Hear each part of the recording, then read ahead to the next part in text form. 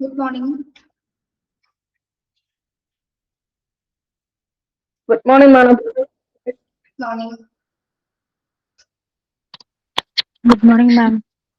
Good morning. Good morning. Good morning. Morning. Good morning, ma'am. Good morning. Good morning. Good morning.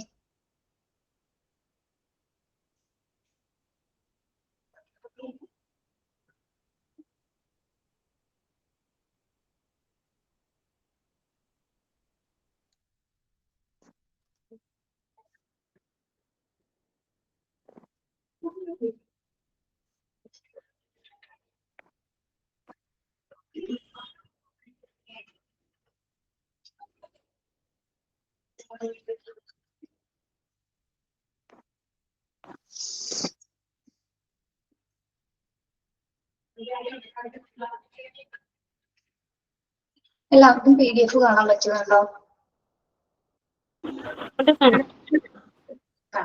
Okay. Yes. എന്നെ clear ആയിട്ട് കാണാമോ? കേൾക്കാമോ? Clear ആയിട്ട് കേൾക്കാം. കേൾക്കാം.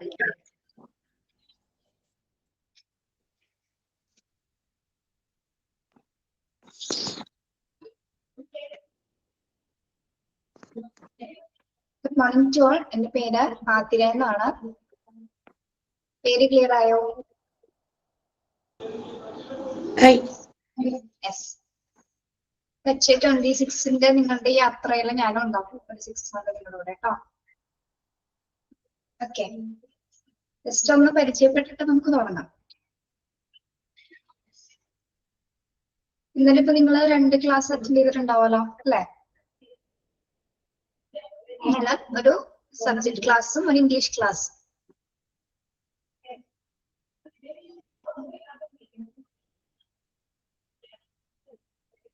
Okay, clear ആവുന്നുണ്ടോ എല്ലാവർക്കും പറയുന്നത്? ഓക്കെ.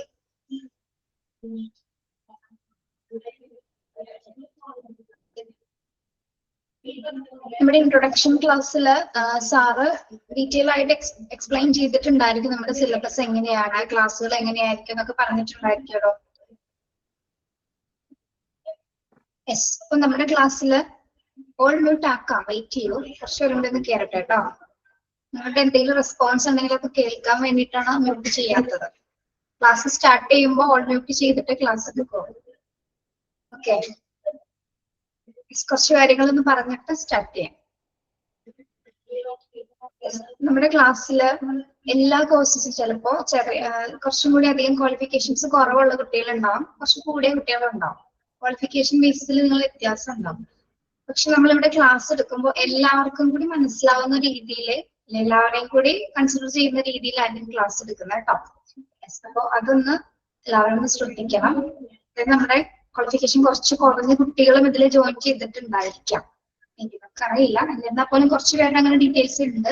അപ്പൊ അതുകൊണ്ടാണ് പറയുന്നത്, എല്ലാവർക്കും മനസ്സിലാവുന്ന രീതിയിൽ നമ്മൾ മാക്സിമം പറഞ്ഞു തരും കേട്ടോ. മാക്സിമം അതിന്റെ എത്ര വേണമെങ്കിലും സംശയം ചോദിച്ചാൽ ഞങ്ങൾക്ക് പറഞ്ഞു തരും. പിന്നെ ഒരു കാര്യം പറയുന്നത് വെച്ചാല്, നിങ്ങളിപ്പോ ഈ ഒരു ഫീൽഡിൽ ഇത് വരാത്തവരാണെങ്കിൽ, ഇപ്പൊ ഹോസ്പിറ്റലിനെ കുറിച്ചോ അല്ലെങ്കിൽ അങ്ങനെയുള്ള കാര്യങ്ങളൊക്കെ അറിയാത്തവരാണെങ്കിൽ പെട്ടെന്ന് ഒരു ദിവസം കൊണ്ട് ക്ലാസ്സുകൾ കണ്ട് ചിലപ്പോൾ മനസ്സിലാവണമെന്നില്ല. കുറച്ച് ദിവസം കഴിയുമ്പോൾ നിങ്ങൾ ഓൾറെഡി ആ ഒരു ട്രാക്കിലേക്ക് വീഴോളൂ കേട്ടോ. പിന്നെ ചില മെഡിക്കൽ ടേംസും കാര്യങ്ങളൊക്കെ ചിലപ്പോൾ കേൾക്കുമ്പോൾ ആദ്യമായിട്ട് കേൾക്കുന്നവർക്ക് അങ്ങനത്തെ ടെൻഷനോ കാര്യങ്ങളോ ഒന്നും വേണ്ട. നിങ്ങൾക്ക് എല്ലാവർക്കും മനസ്സിലാവുന്ന രീതിയിൽ നിങ്ങളുടെ ക്ലാസ് എടുക്കുകയുള്ളൂ. പിന്നെ എത്ര സംശയം ഉണ്ടെങ്കിലും വീണ്ടും വീണ്ടും ചോദിക്കാം. നിങ്ങൾ ഒരാഴ്ച 2 ആഴ്ച കഴിയുമ്പോൾ നിങ്ങൾ ഈ ക്ലാസ്സിന്റെ ട്രാക്കിലേക്ക് വന്നോളൂ കേട്ടോ. പിന്നെ നിങ്ങൾക്കറിയാം, ഓരോ ചാപ്റ്റേഴ്സ്, ഓരോ പോർഷൻസ് എടുക്കുമ്പോഴും നമ്മൾ പിറ്റേ ദിവസം അതുമായി ബന്ധപ്പെട്ട് 5 മോക്ക് ടെസ്റ്റ് ഇടും. 5 ക്വസ്റ്റ്യൻസ് നമ്മൾ എടുത്ത ഭാഗം ഏതാണ് അതുമായി ബന്ധപ്പെട്ട് 5 ക്വസ്റ്റ്യൻസ് ഉണ്ടാവും.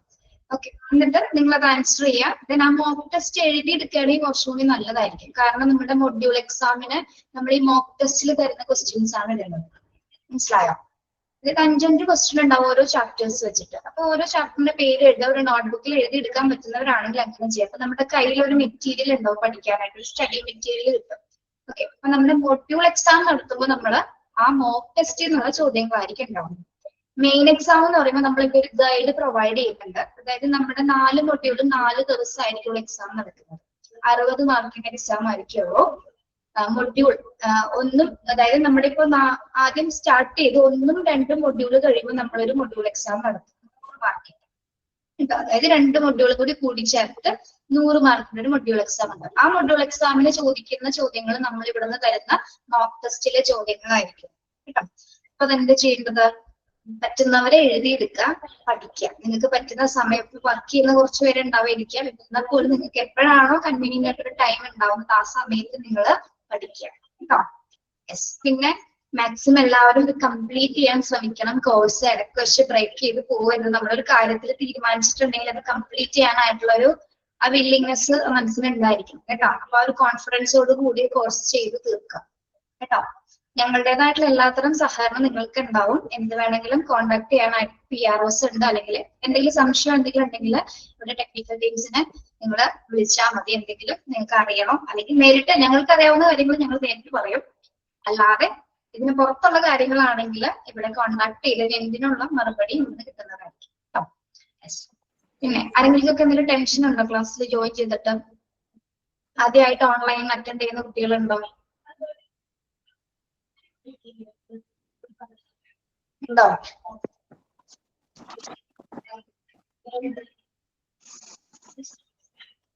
ആദ്യമായിട്ട് ആരും അറ്റൻഡ് ചെയ്യുന്നില്ല. എന്തെങ്കിലും ഉണ്ടെങ്കിൽ ഒന്ന് മെസ്സേജ് ചെയ്യാം കേട്ടോ, കമന്റ് ചെയ്യാം. ഞാൻ ആദ്യമായിട്ട് സജിത. ഓക്കെ.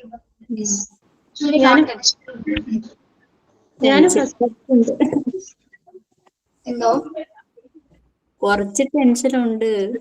ഒരു ടെൻഷനും വേണ്ട കേട്ടോ. അത് ക്ലാസ് എടുത്ത് കൊടുക്കുമ്പോൾ മനസ്സിലാവും. ടെൻഷൻ അടിക്കുന്ന കാര്യമില്ല. എന്റെ പേര് ഞാനും ആദ്യമായിട്ട് ഈ ഓൺലൈൻ ക്ലാസ്സിൽ ജോയിൻ ചെയ്യുന്നു. അപ്പൊ നല്ല ടെൻഷനുണ്ട്. എനിക്കൊന്നും അങ്ങോട്ട് മനസ്സിലാവുന്നില്ല. ഒന്നും മനസ്സിലാവുന്നില്ല. മാറിക്കോളൂ, തുടങ്ങിയല്ലേ, മാറിക്കോളും കേട്ടോ. പിന്നെ ക്ലാസ് കഴിഞ്ഞ് ഇന്നത്തെ ക്ലാസ്സിന്റെ മോക്ക് ടെസ്റ്റ് നാളെ നിങ്ങൾക്ക് ഗൂഗിൾ ക്ലാസ് റൂമിൽ കിട്ടും. 5 ക്വസ്റ്റ്യൻസ് ഉണ്ടായിരിക്കും കേട്ടോ. 5 ക്വസ്റ്റ്യൻസ് ഉണ്ടായിരിക്കും. അപ്പോ നിങ്ങൾ ക്ലാസ് എടുത്തതിന്റെ അടിസ്ഥാനത്തിൽ നിങ്ങൾക്ക് മനസ്സിലാവുന്ന കാര്യങ്ങൾക്ക് ആൻസർ ചെയ്യും. പിന്നെ ഗൂഗിൾ ക്ലാസ് റൂമിൽ നിങ്ങൾക്ക് അതിന്റെ കാര്യങ്ങളും ഡീറ്റെയിൽസ് ഒക്കെ ഇവിടുന്ന് ടെക്നിക്കൽ ടീംസ് അറിയിക്കുന്നതായിരിക്കും. നിങ്ങളുടെ വാട്സ്ആപ്പ് ഗ്രൂപ്പിൽ അറിയിക്കാൻ പറ്റും. അപ്പൊ അത് നോക്കിയിട്ട് റെഗുലർ ആയിട്ട് പഠിച്ചു കേട്ടോ. മിസ്സേ, അപ്പൊ ഇന്നലത്തെ ക്ലാസ്സിന്റെ മോക്ക് ടെസ്റ്റ് കിട്ടിയില്ലല്ലോ? ഒരു ഉച്ചയ്ക്ക് മുന്നായിട്ട് കിട്ടും കേട്ടോ. 12 മണിക്ക് മുന്നായിട്ട് മോക്ക് ടെസ്റ്റ് കിട്ടും. മിസ്സേ, അപ്പം മോക്ക് ടെസ്റ്റ് ഈ ഗൂഗിൾ ക്ലാസ് റൂമിൽ വഴിയായിട്ടാണോ നമ്മൾ ആ ടെസ്റ്റ് കംപ്ലീറ്റ് ചെയ്ത് ഇട്ട് കൊടുക്കാനുള്ള സെൻഡ് ചെയ്യാനുള്ളത്? എങ്ങനെയാണെന്നൊന്ന് പറഞ്ഞു തരാമോ? ഗൂഗിൾ ക്ലാസ് റൂമിൽ അതിന്റെ ഓപ്ഷൻ വരുമ്പോൾ നിങ്ങൾ 5 ക്വസ്റ്റ്യൻസ് കയറി നിങ്ങൾക്ക് ശരിക്കും ക്വസ്റ്റ്യൻ ഓപ്ഷൻസ് നന്നായിട്ട് വായിച്ചു നോക്കിയതിനു ശേഷം മാത്രം ആൻസർ ചെയ്യാം കേട്ടോ. 5 മാർക്ക് ആയിരിക്കും. 5 മാർക്കിൽ പെട്ടെന്ന് തന്നെ ഫുള്ള് കിട്ടണമെന്നുണ്ടാവില്ല. 5 കിട്ടണമെന്നുണ്ടാവില്ല കേട്ടോ. നിങ്ങൾ തുടങ്ങിയല്ലേ ഉള്ളൂ. അപ്പൊ അത് ജസ്റ്റ് ക്ലിക്ക് ചെയ്തതിനു ശേഷം സബ്മിറ്റ് ഉണ്ടായിരിക്കും. അത് ജസ്റ്റ് ഒന്ന് ക്ലിക്ക് ചെയ്താൽ മതി. ഇത് ഓണാഷൻ കയറിക്കുമ്പോൾ മനസ്സിലാവും. അത്ര വലിയ കൺഫ്യൂഷൻ അടിക്കേണ്ട കാര്യങ്ങളൊന്നും ഇല്ലല്ലോ. Okay, thank you miss. ഇന്നലത്തെ ക്ലാസ്സിൽ ഞാൻ അറ്റൻഡ് ചെയ്തിട്ടില്ലായിരുന്നു. അപ്പൊ മോക്ക് ടെസ്റ്റ് എഴുതാലോ അല്ലേ? മോക്ക് ടെസ്റ്റ് എഴുതാനല്ലോ. മോക്ക് ടെസ്റ്റ് ഇന്നലെ എടുത്ത ക്ലാസ്സിൽ എല്ലാവരും ശ്രദ്ധിച്ചേ. സച്ചിത സച്ചിത ഞാൻ മ്യൂട്ട് ചെയ്യാം കേട്ടോ. മ്യൂട്ട് ചെയ്യണം കേട്ടോ. സച്ചിത മ്യൂട്ട് ചെയ്യും. താൻ മ്യൂട്ട് ചെയ്യണം. ഒന്ന് മ്യൂട്ട് ചെയ്യാമോ താൻ?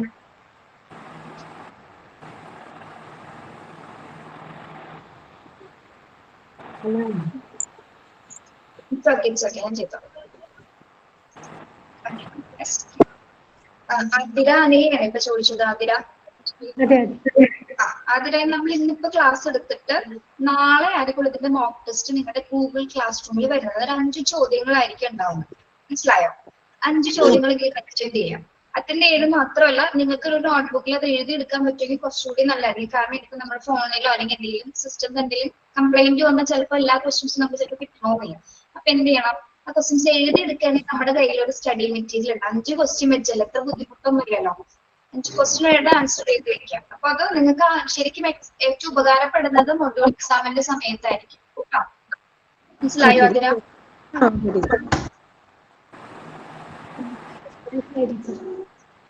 വേറെ എന്താണ് ചോദിക്കാനുള്ളത്? തേർഡ് ക്ലാസ് ആണോ? എന്തോ പരീക്ഷ തേർഡ് ക്ലാസ് ആണോ? മൂന്നാമത്തെ ക്ലാസ് ആണോ അത്? പരീക്ഷ പറഞ്ഞത് ക്ലിയർ അല്ല കേട്ടോ, ക്ലിയർ അല്ല. തേർഡ് ക്ലാസ് ആണോ ഇത്? മൂന്നാമത്തെ ക്ലാസ് ആണോ ഇപ്പോ നടന്നുകൊണ്ടിരിക്കുന്നത്? തേർഡ് ക്ലാസ് കേട്ടോ. ഇന്നലെ 2 പീരീഡ് ഉണ്ടായിരുന്നു. തേർഡ് ആണ് ആദ്യമായിട്ട് ഇരിക്കണേ. ഇതിലാണ് ആദ്യത്തെ കയറിയിരിക്കുന്നത്. ടീച്ചർ പഠിപ്പിച്ചിട്ടൊന്നുമില്ല, ജസ്റ്റ് നിങ്ങളൊന്ന് പരിചയപ്പെടുന്ന കുറച്ച് കാര്യങ്ങളൊക്കെ സംസാരിച്ചിട്ടൊക്കെ സ്റ്റാർട്ട് ചെയ്യുള്ളൂ. ഞാൻ ഒരു ഡൗട്ട് ചോദിച്ചോട്ടെ? ക്ലാസ് എന്ന് പറയുമ്പോ ഒന്നും കൂടി ഒന്ന് പറഞ്ഞൊരു ക്ലിയർ ആയില്ലായിരുന്നു. എന്താണ് അപ്സര? ഈ മോക്ക് ക്ലാസ് എന്ന് പറയുമ്പോഴത്തേക്ക് എന്താണ്? ഇപ്പൊ ഞാൻ ഇന്നലെ ക്ലാസ്സിന് അറ്റൻഡ് ചെയ്തിട്ടില്ലായിരുന്നു. ഇന്നാണ് ഫസ്റ്റ് ആയിട്ട് കയറുന്നത്. ടീച്ചർ ഒരു പ്രാവശ്യം കൂടി പറയാം, എല്ലാവരും ഒന്ന് ശ്രദ്ധിക്കണേ. ഒരു പ്രാവശ്യം കൂടി പറയാം. ഇപ്പൊ ഞാനിവിടെ എടുക്കാൻ പോകുന്ന ചാപ്റ്റർ ആക്സിഡന്റ് ആണ്, എമർജൻസി ഡിപ്പാർട്ട്മെന്റിന്റെ ചാപ്റ്റർ. ടീച്ചർ എവിടെ നിന്നാണോ പോർഷൻസ് നിർത്തുന്നത് അത്രയും ഭാഗം വെച്ചുള്ള ഒരു ക്വസ്റ്റ്യൻസ്, 5 ക്വസ്റ്റ്യൻസ് നാളെ നിങ്ങളുടെ ഗൂഗിൾ ക്ലാസ് റൂംസിൽ വരും. അപ്പൊ എന്താണ് നമ്മളത് പഠിച്ചത് നിങ്ങൾക്ക് എത്രത്തോളം മനസ്സിലായിട്ടുണ്ടെന്ന് കൂടി അറിയാൻ വേണ്ടിയിട്ടാണ് നമ്മൾ ആ ഒരു മോക്ക് ടെസ്റ്റ് കണ്ടക്ട് ചെയ്യുന്നത്. കണ്ടക്ട് ചെയ്തതിനു ശേഷം നിങ്ങൾ ആ ക്വസ്റ്റ്യൻസ് ഒരു നോട്ട്ബുക്കിലേക്ക് എഴുതി വെക്കുക. എല്ലാ ദിവസവും സമയം കിട്ടുന്നത് പോലെ ക്വസ്റ്റ്യൻസ് എഴുതി വെച്ച് പഠിക്കുക. അത്രേ ഉള്ളൂ ചെയ്യാനായിട്ട്, വേറെ ഒന്നുമില്ല പ്രത്യേകിച്ച് കേട്ടോ. ഈ മോക്ക് ടെസ്റ്റിന് കറക്റ്റ് ആൻസർ നമുക്ക് എവിടെന്നാ കിട്ടുക? നിങ്ങൾ പ്രൊവൈഡ് ചെയ്യുമോ, അല്ലെങ്കിൽ നമ്മൾ നോട്ട് ടെക്സ്റ്റ് തന്നെ നോക്കി നമ്മൾ വെരിഫൈ ചെയ്യണോ വേണ്ടത്? Mock test. ഇനി മോക്ക് ടെസ്റ്റിലേക്ക് വരാം. മോക്ക് ടെസ്റ്റ് എന്ന് പറയുന്നത് ഒബ്ജക്റ്റീവ് ടൈപ്സ് ക്വസ്റ്റ്യൻസ് ആയിരിക്കും. 4 ഓപ്ഷൻസ് ഉണ്ടായിരിക്കും. ഓപ്ഷൻസിൽ ഏതാണ് ആൻസർ നിങ്ങൾ പഠിച്ചിരിക്കുന്നത് അതിന് ക്ലിക്ക് ചെയ്യുക. ഇത്രയേ ഉള്ളൂ ഇവിടെ ചെയ്യേണ്ടത്. അല്ലാതെ ഓപ്ഷൻസ് തന്നെ നമ്മളെങ്ങനെ പ്രൊവൈഡ് ചെയ്യുന്നത്, വേറെ എങ്ങും പോയി സെർച്ച് ചെയ്യേണ്ട ആവശ്യമില്ല കേട്ടോ. ഓക്കെ. പിന്നെ ഇവിടെ ഒബ്ജക്റ്റീവ് ക്വസ്റ്റ്യൻസ് മാത്രമേ ഉണ്ടായിരിക്കുള്ളൂ. ഇതേപോലെ 5 ക്വസ്റ്റ്യൻസ് തരുന്നത് നമ്മുടെ മോക്ക് ടെസ്റ്റ്, നമ്മുടെ മൊഡ്യൂൾ എക്സാമിന് നമ്മൾ 100 മാർക്കിന്റെ ക്വസ്റ്റ്യൻസ് ആയിരിക്കും. ഇപ്പൊ നിങ്ങൾ 5 എണ്ണം വെച്ച് ചെയ്ത് കഴിയുമ്പോൾ നിങ്ങൾക്ക് മനസ്സിലാവും എങ്ങനെയാണ് അറ്റൻഡ് ചെയ്യുന്നത്. ഫസ്റ്റ് ഇപ്പൊ ആദ്യത്തെ ഒരു സ്റ്റാർട്ടിംഗ് ട്രബിൾ മാത്രമേ ഉണ്ടാവുള്ളൂ. എല്ലാവരും അതൊന്ന് വിശ്വസിക്കുക കേട്ടോ. നിങ്ങൾ കുറച്ച് ദിവസം കഴിയുമ്പോൾ ഇതിലേക്ക് വന്നോളൂ. ഇതുവരെ ആ ഒരു ടെൻഷനൊക്കെ ഒന്ന് മാറ്റി വെച്ചു. അങ്ങനെ ഒന്നും പേടിക്കാനൊന്നുമില്ല. എന്തെങ്കിലും ചോദിക്കാൻ എത്ര വേണമെങ്കിലും നിങ്ങൾ പറഞ്ഞു തരും. എങ്ങനെയാ? എന്തോ ടെക്സ്റ്റ് ഇവിടെ സാറ് നിങ്ങൾ എല്ലാവരും ഇൻട്രൊഡക്ഷൻ ക്ലാസ് അറ്റൻഡ് ചെയ്തവരാണോ? എല്ലാവരും, എല്ലാ കുട്ടികളും?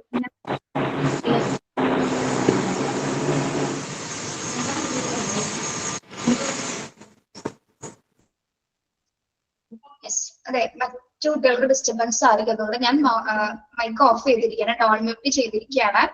ടെക്സ്റ്റ് നമ്മൾ ഇവിടെ ഓൺലൈനിൽ പ്രൊവൈഡ് ചെയ്യുന്നുണ്ട്. ഇതിന്റെ എല്ലാ ഡീറ്റെയിൽസും സാർ പറഞ്ഞിട്ടുണ്ടാവും വിചാരിക്കുന്നു കേട്ടോ. ഓക്കെ. ഇനി നമ്മൾ ഈ മോക്ക് ടെസ്റ്റ് ഇടുന്ന ക്വസ്റ്റ്യൻസ് തന്നെയാണ് നമ്മുടെ മൊഡ്യൂളിൽ വരുന്നത്. പക്ഷെ നമ്മുടെ മെയിൻ എക്സാമിന് വരുന്നത് നമ്മൾ ഇവിടുന്ന് ഒരു ഗൈഡ് പ്രൊവൈഡ് ചെയ്യുന്നുണ്ട്. ഹോസ്പിറ്റൽ അഡ്മിനിസ്ട്രേഷന്റെ ഡിപ്ലോമ സ്റ്റുഡൻസിന് വേണ്ടി മാത്രമായിട്ടൊരു ഗൈഡ് പ്രൊവൈഡ് ചെയ്യുന്നുണ്ട്. അത് ടെക്സ്റ്റിനൊപ്പം തന്നെ നിങ്ങൾ വാങ്ങിക്കാവുന്നതാണ്. അതിന്റെ എല്ലാ ഡീറ്റെയിൽസും സാറ് പറഞ്ഞിട്ടുണ്ടാവും. ഇനി ക്ലാസ് കാണാത്തവരുണ്ടെങ്കിൽ സാറിന്റെ ഇൻട്രൊഡക്ഷൻ ക്ലാസ് കയറി നമ്മൾ നോക്കിയാൽ മതി കേട്ടോ. നമ്മുടെ ക്ലാസ് റൂമിൽ കിടപ്പുണ്ടാവും. ഓക്കെ. അല്ലെങ്കിൽ യൂട്യൂബിൽ സെർച്ച് ചെയ്താലും സാറിന്റെ ക്ലാസ് കാണാൻ പറ്റും. ഓക്കെ. അപ്പൊ എന്തെങ്കിലും അങ്ങനെയൊക്കെ എന്തെങ്കിലും ആ ഒരു അത്ര ഡീറ്റെയിൽ ആയിട്ട് അറിയണമെന്നെങ്കിൽ സാറിന്റെ ക്ലാസ്സിൽ എനിക്ക് തോന്നുന്നു സാർ എല്ലാ കാര്യങ്ങളും A to Z കാര്യങ്ങൾ പറഞ്ഞിട്ടുണ്ടാവും ഇൻട്രൊഡക്ഷൻ ക്ലാസ്സിൽ അല്ലേ?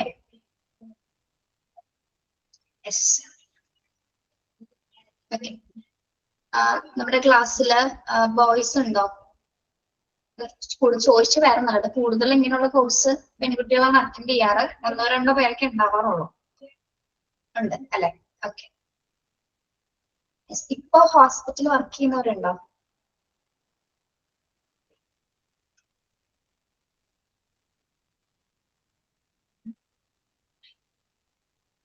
ലാബിലാണ് ദീപ. ഓക്കെ. ഇല്ല, അത് വർക്ക് ചെയ്യുന്നില്ല. അഞ്ചു വർക്ക് ചെയ്യുന്നുണ്ടോ? അഞ്ചു സെറ്റ് റിസൈൻ ചെയ്തു. എന്തുകൊണ്ടാണോ റിസൈൻ ചെയ്തത്? ഹോസ്പിറ്റലായിരുന്നോ? ഹോസ്പിറ്റലാണോ വേറെ ഏതെങ്കിലും ഫാം ആണോ?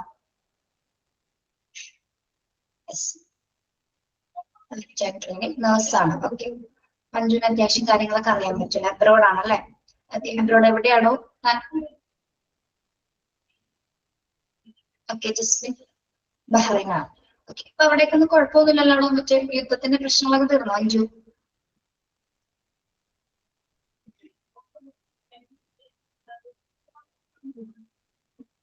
ഉണ്ടല്ലോ. Okay, yes.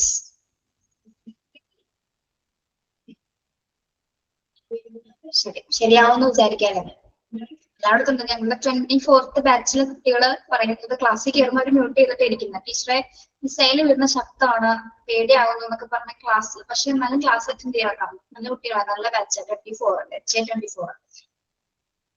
Okay, yes yes.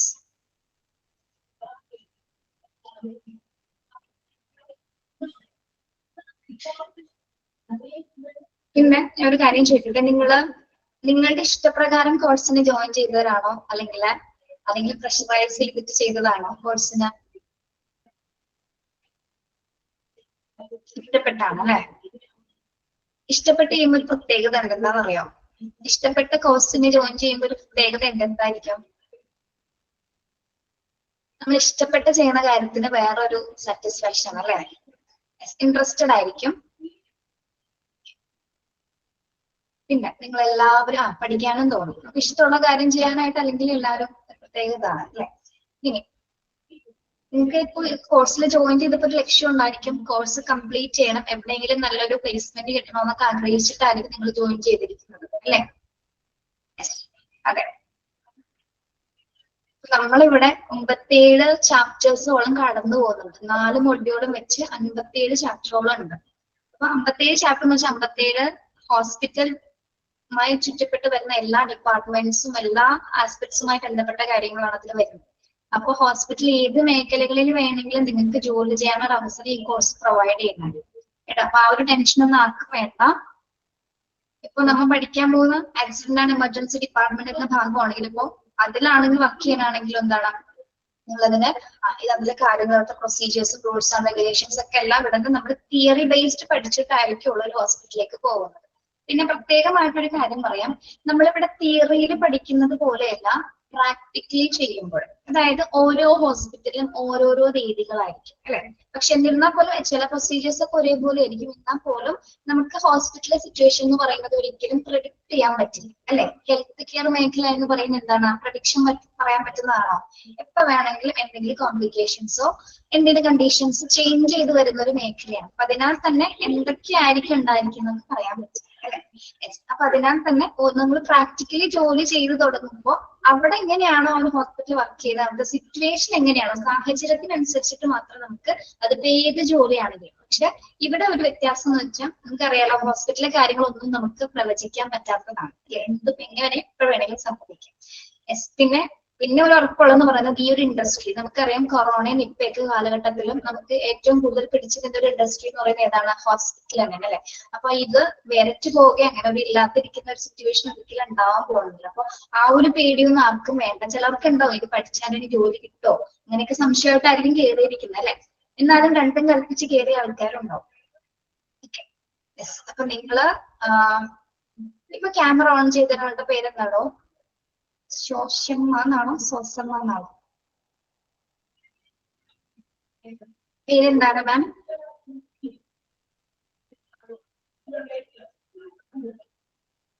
Susamma Thomas. Okay.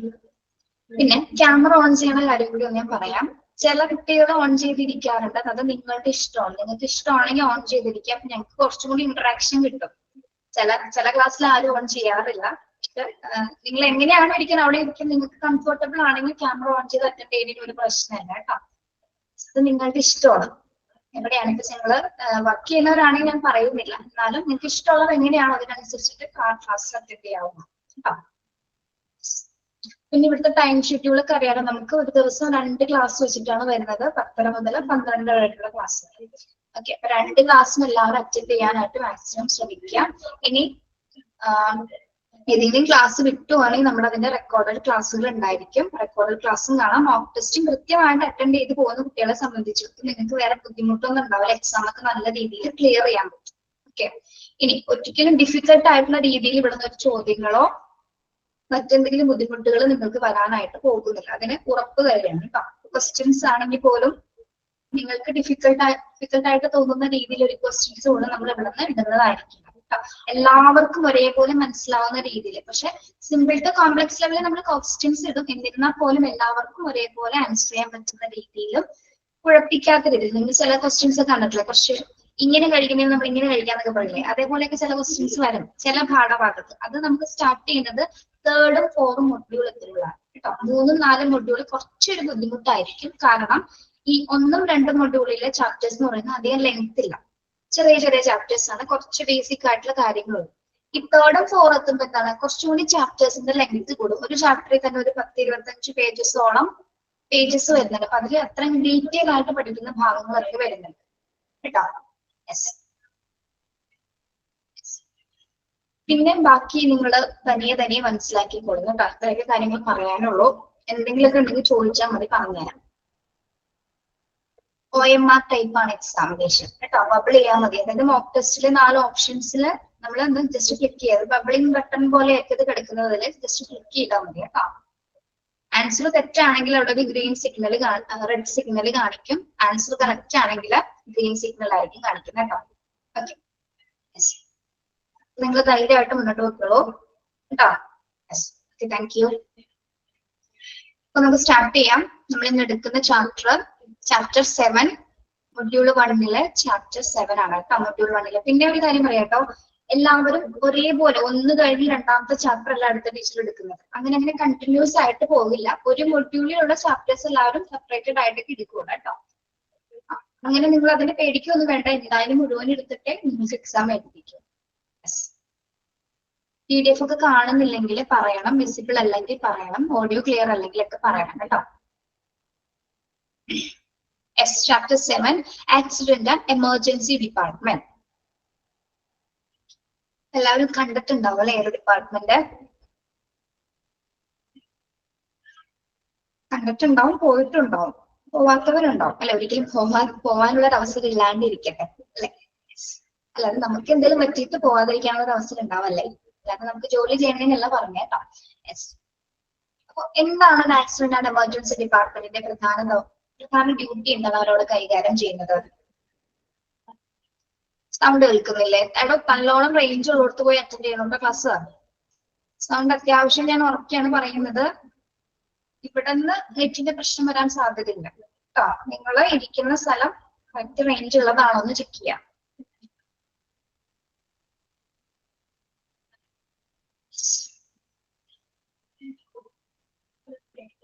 Very good. Treat emergency illness and trauma. Yes. അപ്പൊ നോക്കാം, ഇൻട്രൊഡക്ഷൻ ഭാഗം നോക്കാം. Accident and Emergency Department A&E assess the treats people with major trauma, serious injuries and illness, and those in need of emergency treatment. It's open 24 hours a day. In emergencies, patients with loss of consciousness, confusion, persistent severe chest or abdominal pain, stroke, breathing difficulties are also treated. കേൾക്കാൻ പറ്റുന്നില്ല നിങ്ങൾക്ക്?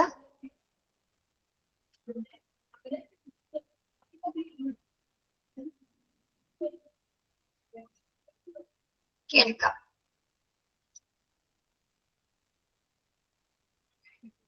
വേറൊരു കാര്യം ചോദിക്കട്ടെ, നിങ്ങളുടെ കയ്യിൽ നിങ്ങൾ text വാങ്ങിച്ചിട്ടില്ലാരും?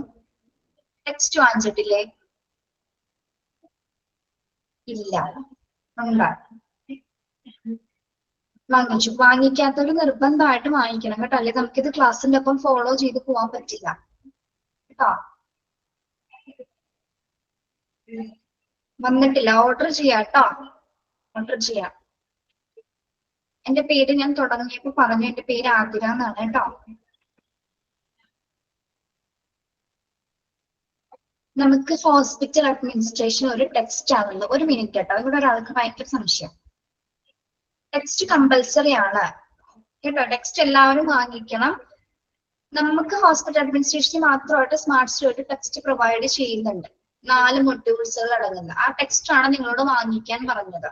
ആ ടെക്സ്റ്റിലെ 1ാമത്തെ മൊഡ്യൂളിലെ 7ാമത്തെ ചാപ്റ്റർ ആണ് നമ്മൾ പഠിക്കുന്നത് കേട്ടോ. ഫസ്റ്റ് മൊഡ്യൂളിലെ 7th ചാപ്റ്റർ ആണ് നമ്മൾ ഇന്ന് പഠിക്കുന്നത്. ഓക്കെ, ഇന്നലെ ഓൾറെഡി രമ്യ മിസ് വേറൊരു ചാപ്റ്റർ എടുത്തിട്ടുണ്ടായിരിക്കും, ഇൻട്രൊഡക്ഷൻ ചാപ്റ്റർ എടുത്തിട്ടുണ്ടായിരിക്കും. അതും ഫസ്റ്റ് മൊഡ്യൂളിൽ തന്നെയാണ് കേട്ടോ.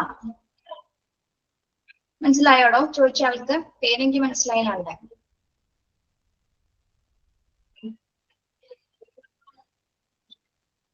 ഓക്കെ,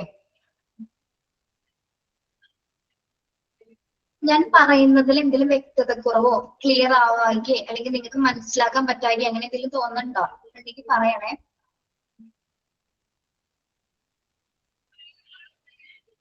ഇല്ല. പിന്നെ വേറൊരു കാര്യം എന്ന് വെച്ചാലേ, നിങ്ങൾ പല ഡിസ്ട്രിക്റ്റിൽ നിന്നുള്ള കുട്ടികളായിരിക്കാം. പിന്നെ നമ്മുടെ ചില സ്ലാങ്ങുകൾ, നമ്മൾ പറയുന്ന ചില വാക്കുകളിലൊക്കെ എന്തെങ്കിലും വ്യത്യാസം ഉണ്ടാവും അല്ലെ? അത് മാത്രം ചിലപ്പോൾ എന്തെങ്കിലും പ്രശ്നങ്ങൾ, ചില നാട്ടിൽ ഉപയോഗിക്കുന്ന ഭാഷകളിൽ ചില വാക്കുകൾ വ്യത്യാസം ഉണ്ടാവില്ലേ? അത് മാത്രം എന്തെങ്കിലും പ്രശ്നം ഉണ്ടാവുള്ളൂ. എന്നാലും മാക്സിമം ഞങ്ങളുടെ ഇവിടെ പറവൂർത്തെ സ്ലാങ് അത്ര വലിയ പ്രശ്നമല്ലെന്നാണ് വിചാരിക്കുന്നത്. അപ്പൊ അതൊന്ന് ഫോളോ ചെയ്യാൻ പറ്റുന്നില്ലെങ്കിൽ നിങ്ങളൊന്ന് പറയണേ. തുടക്കമായതുകൊണ്ടാണ് ഇതൊക്കെ പറഞ്ഞത്. നിങ്ങൾ എങ്ങനെയാണോ നമുക്ക് അറിയില്ലല്ലോ, പരിചയപ്പെട്ട് വരുന്നല്ലോ. ശരിക്കും പറഞ്ഞാൽ നമ്മൾ ഓരോരുത്തരും വിളിച്ച് സംസാരിക്കാറുണ്ട്, പേര് ചോദിക്കാറുണ്ട്, എന്താ ചെയ്യുന്നതൊക്കെ ചോദിക്കാറുണ്ട്. പിന്നെ ഓൾറെഡി ഇപ്പൊ 2 ക്ലാസ് കഴിഞ്ഞുകൊണ്ടാണ് ഞാൻ അങ്ങനെ ചോദിക്കാതിരിക്കുന്നത് കേട്ടോ. ജസ്റ്റ് ഒന്ന് പരിചയപ്പെടാറുണ്ട് എല്ലാവരും. പിന്നെ നമ്മുടെ ക്ലാസ്സിൽ 125ഓളം കുട്ടികളുണ്ട്. അത്രയും പേരെ പരിചയപ്പെട്ട് കഴിയാൻ നമ്മുടെ ക്ലാസ് അത്രയും സമയം പോകും. അതുകൊണ്ടാണ് അത് വേണ്ടാന്ന് വെച്ചത്. പിന്നെ നിങ്ങൾ ഓൾറെഡി കുറെ പേര് ടെൻഷൻ അടിച്ചിരിക്കുകയാണ്, എന്താണ് ഏതാണെന്നൊന്നും അറിയാൻ പാടില്ല അതൊക്കെ ഇരിക്കുകയാണ്. അത് ഞാൻ പറഞ്ഞല്ലേ, കുറച്ച് ദിവസം കഴിഞ്ഞിട്ടൊക്കെ മാറിക്കോളും. നിങ്ങൾ ഓക്കെ ആവും കേട്ടോ, ഇങ്ങനെ പേടിക്കണ്ട. വേറെ എന്തെങ്കിലും ചോദിക്കുകയാണെങ്കിൽ ചോദിക്കാം. ഞാൻ ഇടയ്ക്ക് ക്ലാസ് എടുക്കുമ്പോഴേക്കും നിങ്ങളുടെ കമന്റ് വരുന്നുണ്ട്, അതുകൊണ്ടാണ് ഇങ്ങോട്ട് വന്നത് കേട്ടോ.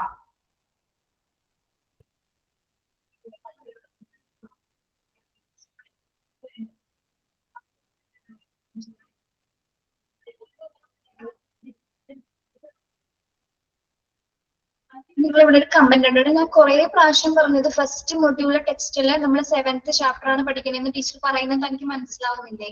അമീർ എന്നൊരു പേര് കിടപ്പുണ്ട്.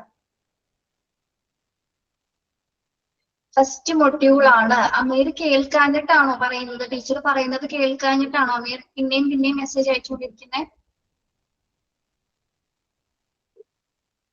കേട്ടില്ലായിരുന്നു. ഓക്കെ. അമീർ ഒന്നും കൂടി ശ്രദ്ധിക്കാം. നമ്മളെ മൊഡ്യൂള് 1-ലെ 7th ചാപ്റ്റർ ആണ് പഠിക്കുന്നത്. First മൊഡ്യൂളിലെ 7th chapter. റേഞ്ച് ഒരു പ്രശ്നമുണ്ട് പിള്ളേരെ, ഞാൻ പറഞ്ഞില്ലാന്ന് വേണ്ട. റേഞ്ച് കിട്ടിയില്ലെങ്കിൽ ചിലപ്പോൾ ക്ലാസ് ഇടക്കിടക്കൊന്നും നിങ്ങൾക്ക് ബ്രേക്ക് ആയി പോകും. പറഞ്ഞാൽ ചിലപ്പോൾ ക്ലിയർ ആവില്ല. നമ്മൾ ഇവിടെ കിടന്ന് പറയണ്ടാവും, നിങ്ങൾ ചിലപ്പോൾ പകുതി പോലും കേൾക്കുന്നുണ്ടാവില്ല. അങ്ങനെ എന്തെങ്കിലും ഉണ്ടെങ്കിൽ ഇവിടെ ഒന്ന് ടൈപ്പ് ചെയ്തോ കമന്റ് ചെയ്തോ ഇടണം കേട്ടോ.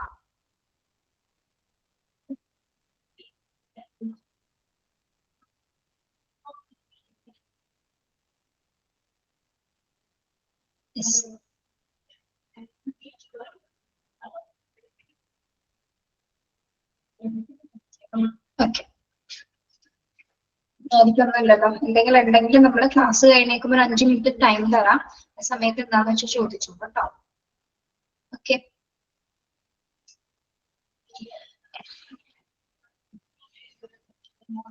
ഇവിടെ ഫസ്റ്റ് ഒരു പോയിന്റിൽ കണ്ടോ, accident and emergency department A&E കണ്ടോ? നിങ്ങള് ടെക്സ്റ്റ് ഉള്ളവരാണെങ്കിൽ അതൊന്ന് അണ്ടർലൈൻ ചെയ്യാം കേട്ടോ.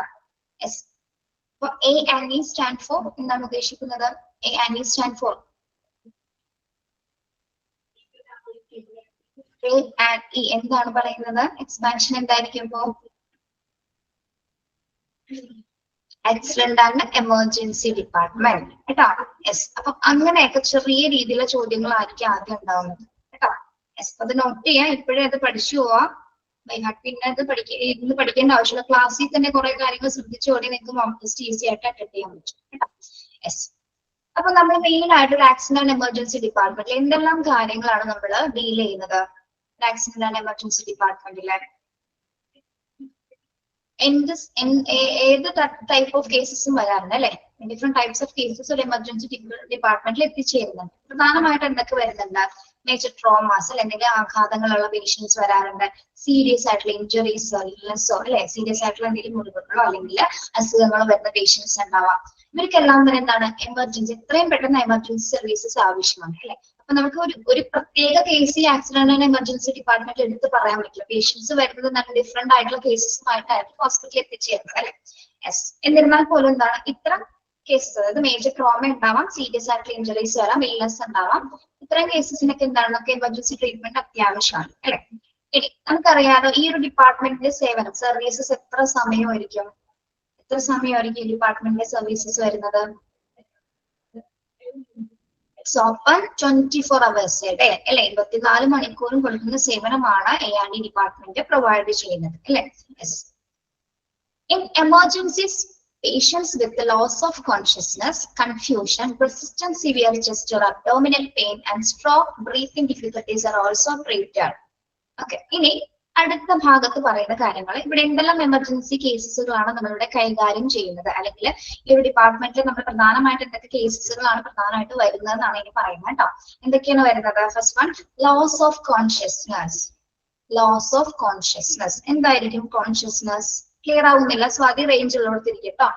Loss of consciousness. Loss of consciousness എന്ന് പറഞ്ഞാൽ എന്തായിരിക്കും?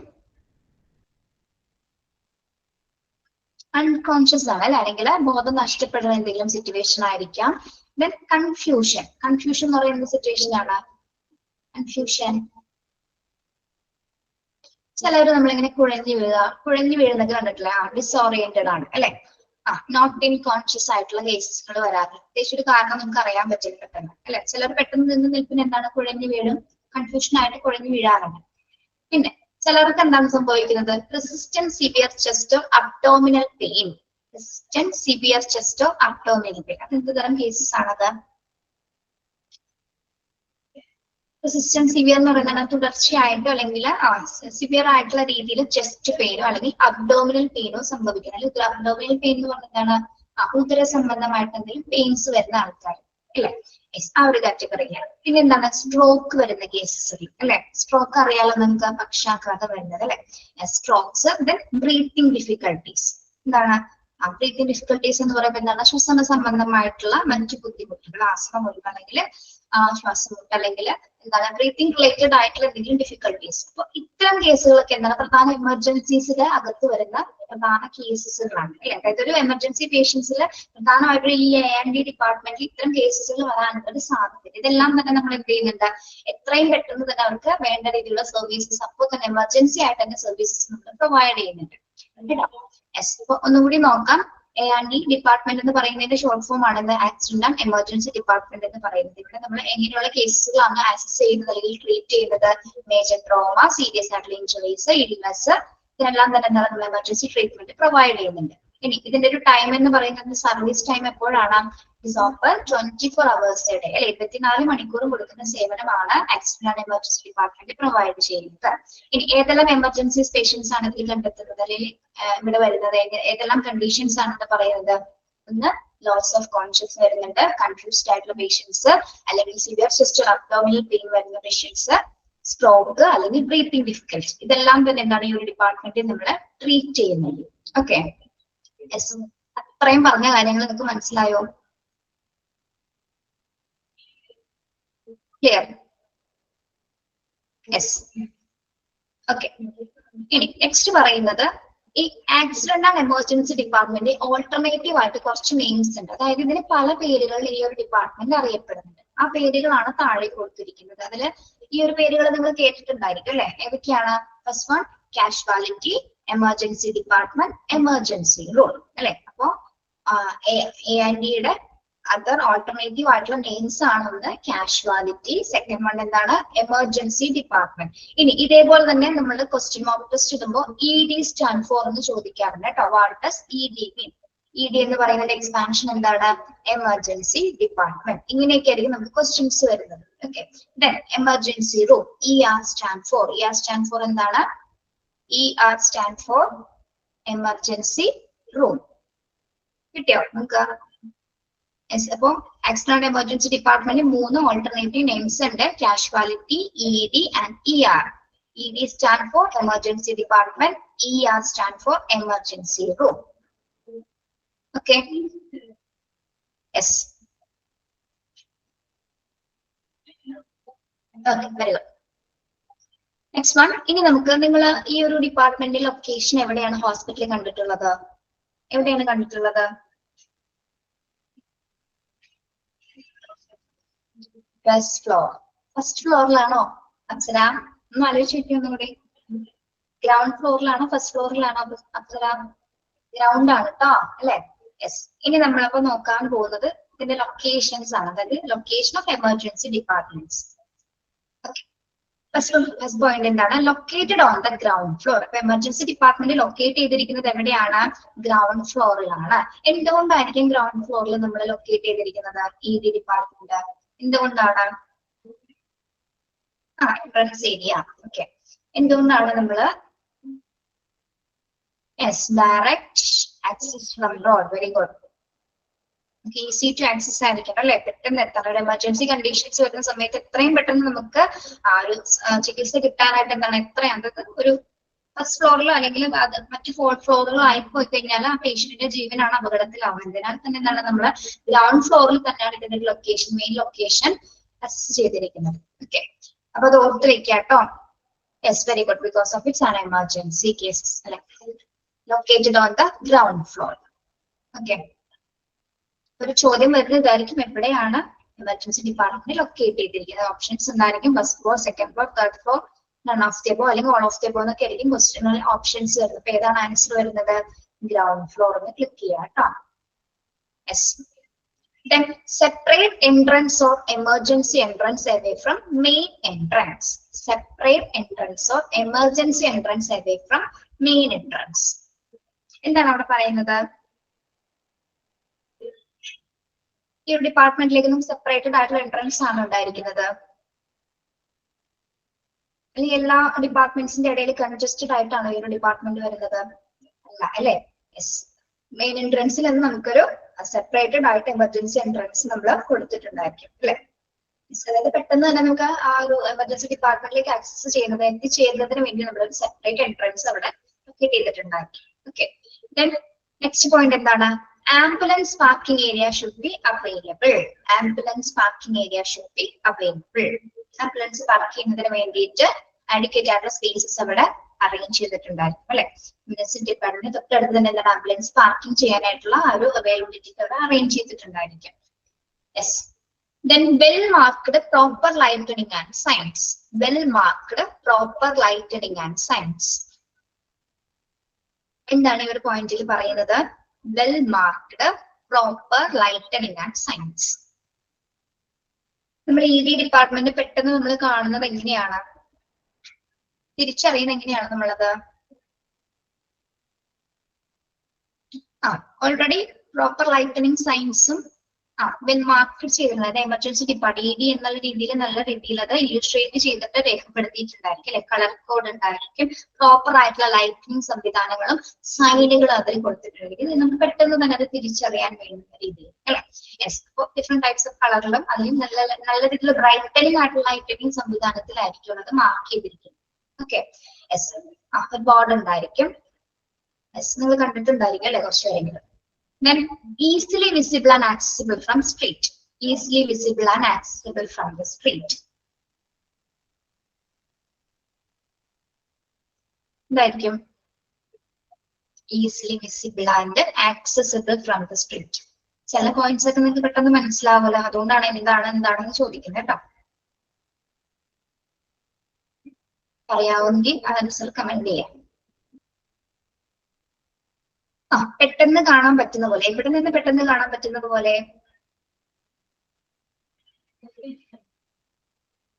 നമുക്ക് സ്ട്രീറ്റ്സിൽ നോക്കിക്കഴിഞ്ഞാൽ ഈസിലി ആയിട്ട് നമുക്ക്, അതുകൊണ്ട് തന്നെയാണ് നമ്മൾ പ്രോപ്പർ ലൈറ്റനിങ് ആയിട്ട് ആ ബോർഡുകൾ ക്രിയേറ്റ് ചെയ്തിരിക്കുന്നത്. നമുക്ക് എവിടെ നിന്ന് നോക്കിക്കഴിഞ്ഞാൽ, സ്ട്രീറ്റിൽ നിന്ന് നോക്കിക്കഴിഞ്ഞാൽ നമുക്ക് ഈസി ആയിട്ട് അതിനെ കാണാൻ സാധിക്കും അല്ലെ. റോഡിൽ നിന്ന് നോക്കിക്കഴിഞ്ഞാൽ നമുക്ക് ഈസിലി വിസിബിൾ ആവുന്ന രീതിയിലായിരിക്കണം നമ്മളത് അത് കാണാൻ പറ്റുന്നത് അല്ലെ. അതിനാണ് നമ്മൾ പ്രോപ്പർ സൈനുകളും ലൈറ്റനിങ് സംവിധാനങ്ങളും അതിൽ അറേഞ്ച് ചെയ്തിരിക്കുന്നത്. ഓക്കെ, ഈസി ടു ആക്സസ് ആണ്. ഓക്കെ, ദെൻ നെക്സ്റ്റ് വരുന്നത് close to medical record department, elevators, radiology department, laboratory, reduced operation cost and critical time. ഇനി ഈ ഒരു ഡിപ്പാർട്ട്മെന്റ് എമർജൻസി ഡിപ്പാർട്ട്മെന്റ് എന്ന് പറയുന്നത് പ്രധാനമായിട്ടും ഒരു 3 ഡിപ്പാർട്ട്മെന്റ്സിന് തൊട്ടടുത്ത് തന്നെ ആയിരിക്കും ഇത് അറേഞ്ച് ലൊക്കേറ്റ് ചെയ്തിരിക്കുന്നത്. ഏതൊക്കെ ഡിപ്പാർട്ട്മെന്റിന്റെ ക്ലോസ് ആയിരിക്കുള്ളൂ? മെഡിക്കൽ റെക്കോർഡ് ഡിപ്പാർട്ട്മെന്റിന്റെ തൊട്ടടുത്ത് തന്നെയാണ് ED ഡിപ്പാർട്ട്മെന്റ് വരുന്നത്. മെഡിക്കൽ റെക്കോർഡ്സുകളുടെ ഡിപ്പാർട്ട്മെന്റ്സിന്റെ തൊട്ടടുത്ത് തന്നെയാണ് ED ഡിപ്പാർട്ട്മെന്റ് വരുന്നത്. അതേപോലെ എന്താണ് എലവേറ്റേഴ്സ് എന്താണ്? എലവേറ്റേഴ്സ് elevators, yes, lifting സൗകര്യം ഉണ്ടായിരിക്കണം അല്ലെ. പെട്ടെന്ന് ഇപ്പൊ എമർജൻസി കേസസിൽ ഏതെങ്കിലും പേഷ്യൻസിന്റെ കണ്ടീഷൻ മാറുകയാണെങ്കിൽ നമുക്ക് എത്രയും പെട്ടെന്ന് സർജറിക്ക് ആവശ്യമായിട്ട് വന്നേക്കും, അതർ ഡിപ്പാർട്ട്മെന്റ്സിലേക്ക് മാറ്റേണ്ടി വന്നേക്കാം അല്ലെ. അപ്പൊ അതിനാൽ തന്നെ എന്താണ് ലിഫ്റ്റിംഗ് സൗകര്യം തൊട്ടടുത്ത് തന്നെ ഉണ്ടായിരിക്കും അല്ലെ, പേഷ്യൻസിനെ എത്രയും പെട്ടെന്ന് മാറ്റുന്നതിന് വേണ്ടിയിട്ട്. അപ്പൊ ലിഫ്റ്റിംഗ് എലിവേറ്റേഴ്സ് തൊട്ടടുത്ത് ഉണ്ടായിരിക്കും. അതേപോലെ റേഡിയോളജി ഡിപ്പാർട്ട്മെന്റ്,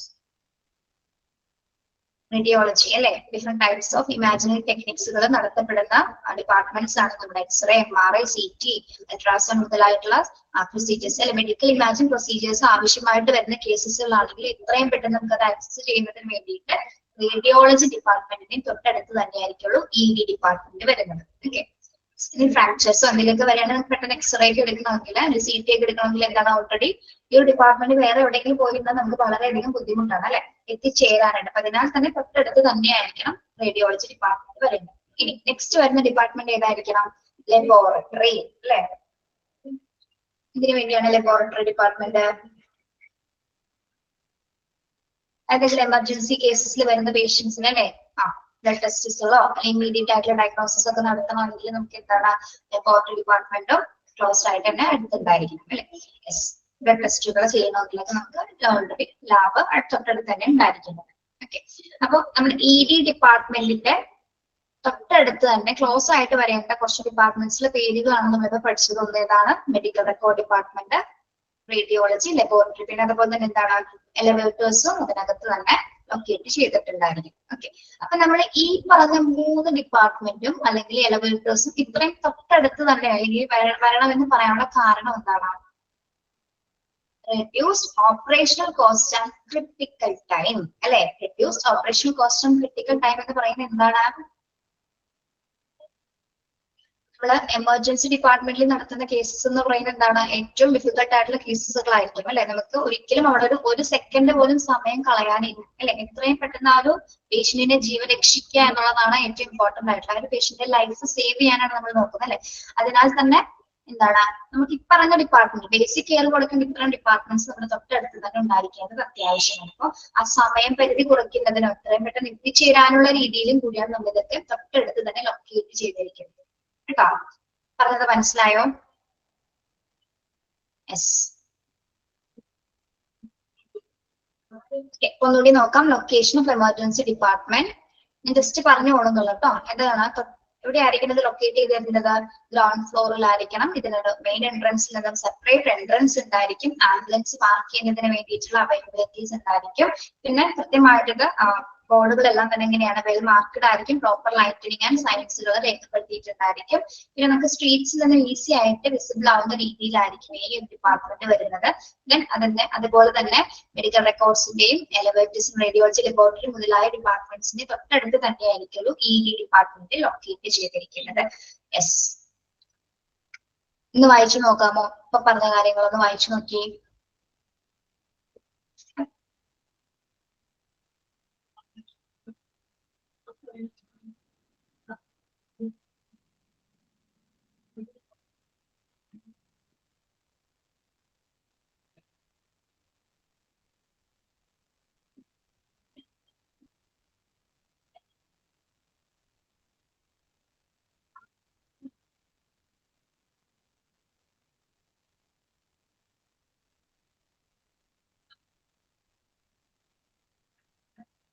ക്ലിയർ ആണോ ഉള്ളവരെ?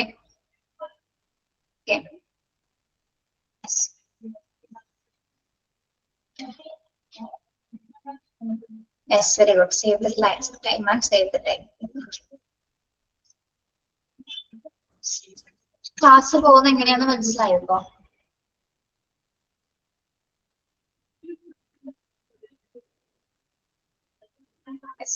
ഇങ്ങനെ പോകുന്നു കേട്ടോ.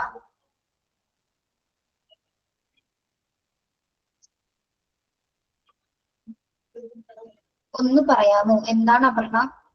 എന്താ പ്രശ്നം?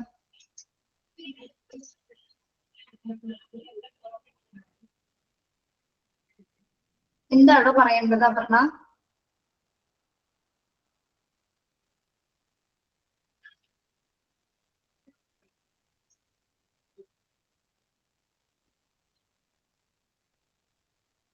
Separate entrance മനസ്സിലായില്ലേടോ?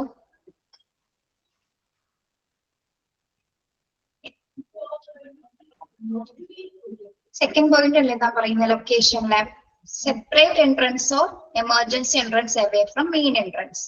ഈ എമർജൻസി ഡിപ്പാർട്ട്മെന്റ് മാത്രമായിട്ട് എന്തുണ്ടായിരിക്കും എന്തുണ്ടാവുന്നതാണ് ലിസ്റ്റ് പറഞ്ഞത്? സെപ്പറേറ്റ് ആയിട്ടുള്ള എൻട്രി ഉണ്ടായിരിക്കും, സെപ്പറേറ്റ് എൻട്രൻസ് ഉണ്ടായിരിക്കും. ഇത്രയേ ഉള്ളൂ കേട്ടോ.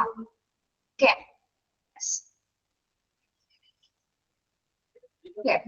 ഇനി നമ്മൾ നോക്കുന്നത് ഡിസൈൻ ആണ്. ഇതിന്റെ ഡിസൈൻ ആണ്. ഈ ഡിപ്പാർട്ട്മെന്റ് ഡിസൈൻ എങ്ങനെയാണ്?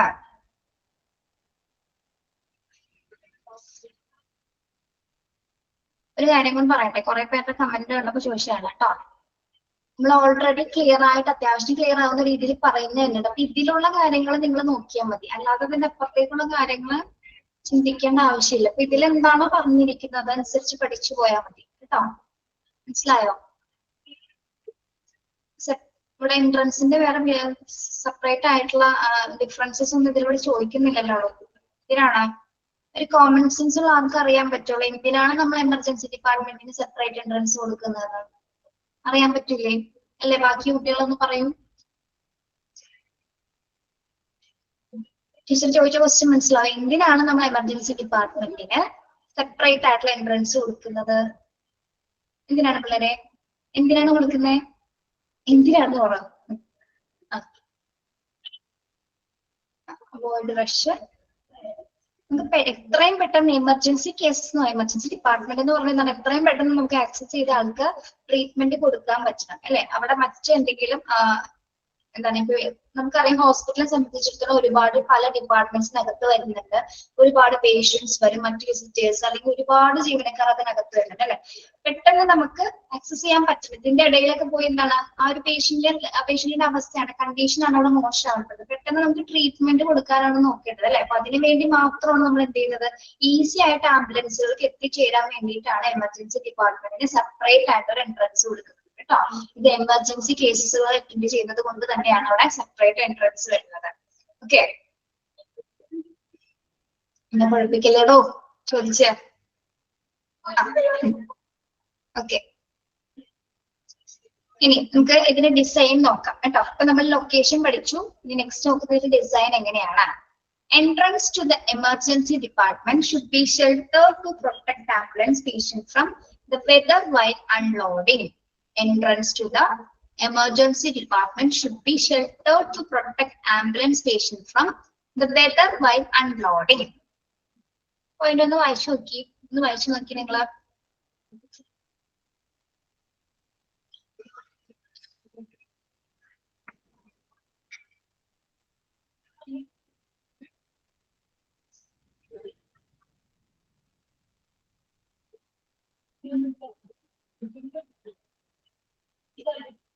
വായിച്ചോ?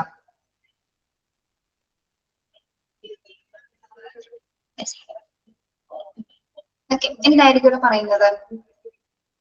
ഇവിടെ നമ്മൾ പേഷ്യന്റിനെ അൺലോഡ് ചെയ്യുന്ന സമയത്ത് ശ്രദ്ധിക്കേണ്ട കുറച്ച് കാര്യങ്ങളാണ് ഇവിടെ പറഞ്ഞിരിക്കുന്നത്. എന്താണ്?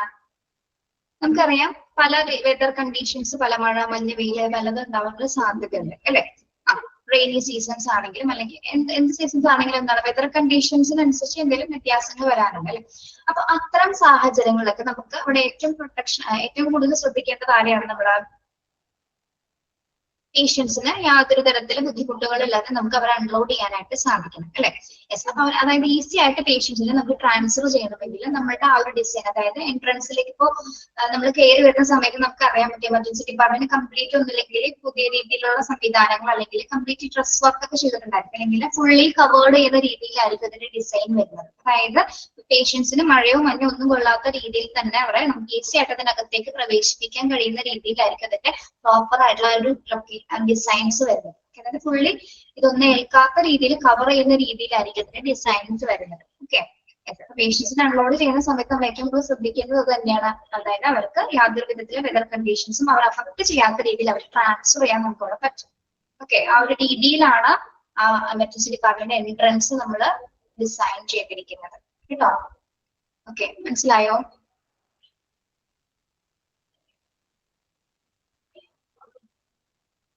മനസ്സിലായോ പിള്ളേരെ? Yes. Next one, second point നോക്കൂ. Adequate reserved parking space for ambulance and cars of patient. Adequate reserved parking space for ambulance and cars of patients. എന്താണ് adequate ആയിട്ടുള്ള പാർക്കിംഗ് സ്പേസസ് നമ്മൾ റിസർവ് ചെയ്തിരിക്കുന്നത് ആംബുലൻസിന് അതേപോലെ തന്നെ പേഷ്യൻസിന്റെ കാറുകൾ പാർക്ക് ചെയ്യുന്നതിന് വേണ്ടിയിട്ട് adequate ആയിട്ടുള്ള രീതിയിൽ മതിയായ രീതിയിലുള്ള എല്ലാത്തരം പാർക്കിംഗ് സൗകര്യങ്ങളും പാർക്കിംഗ് സ്പേസസും അതിൽ ഡിസൈൻ ചെയ്തിട്ടുണ്ട് കേട്ടോ. അതിന് എല്ലാത്തരം സംവിധാനങ്ങളും ആ ഒരു ഏരിയയിൽ അറേഞ്ച് ചെയ്തിട്ടുണ്ടായിരിക്കും. ഓക്കെ, ആംബുലൻസ് പാർക്ക് ചെയ്യുന്നതിന് അതുപോലെ തന്നെ പേഷ്യൻസിന്റെ കാറുകൾ പാർക്ക് ചെയ്യുന്നതിന് വേണ്ടിയിട്ടുള്ള adequate ആയിട്ടുള്ള സ്പേസ് അവിടെ റിസർവ് ചെയ്തിട്ടുണ്ടായിരിക്കും. ഓക്കെ, ക്ലിയർ ആണോ രണ്ടാമത്തെ point? Okay. Next one, adequate space for accommodating structures. Adequate space for accommodating structures. Adequate space for accommodating structures. ഇത് പറഞ്ഞേ, ഇത് പറയാൻ പറ്റുമല്ലോ?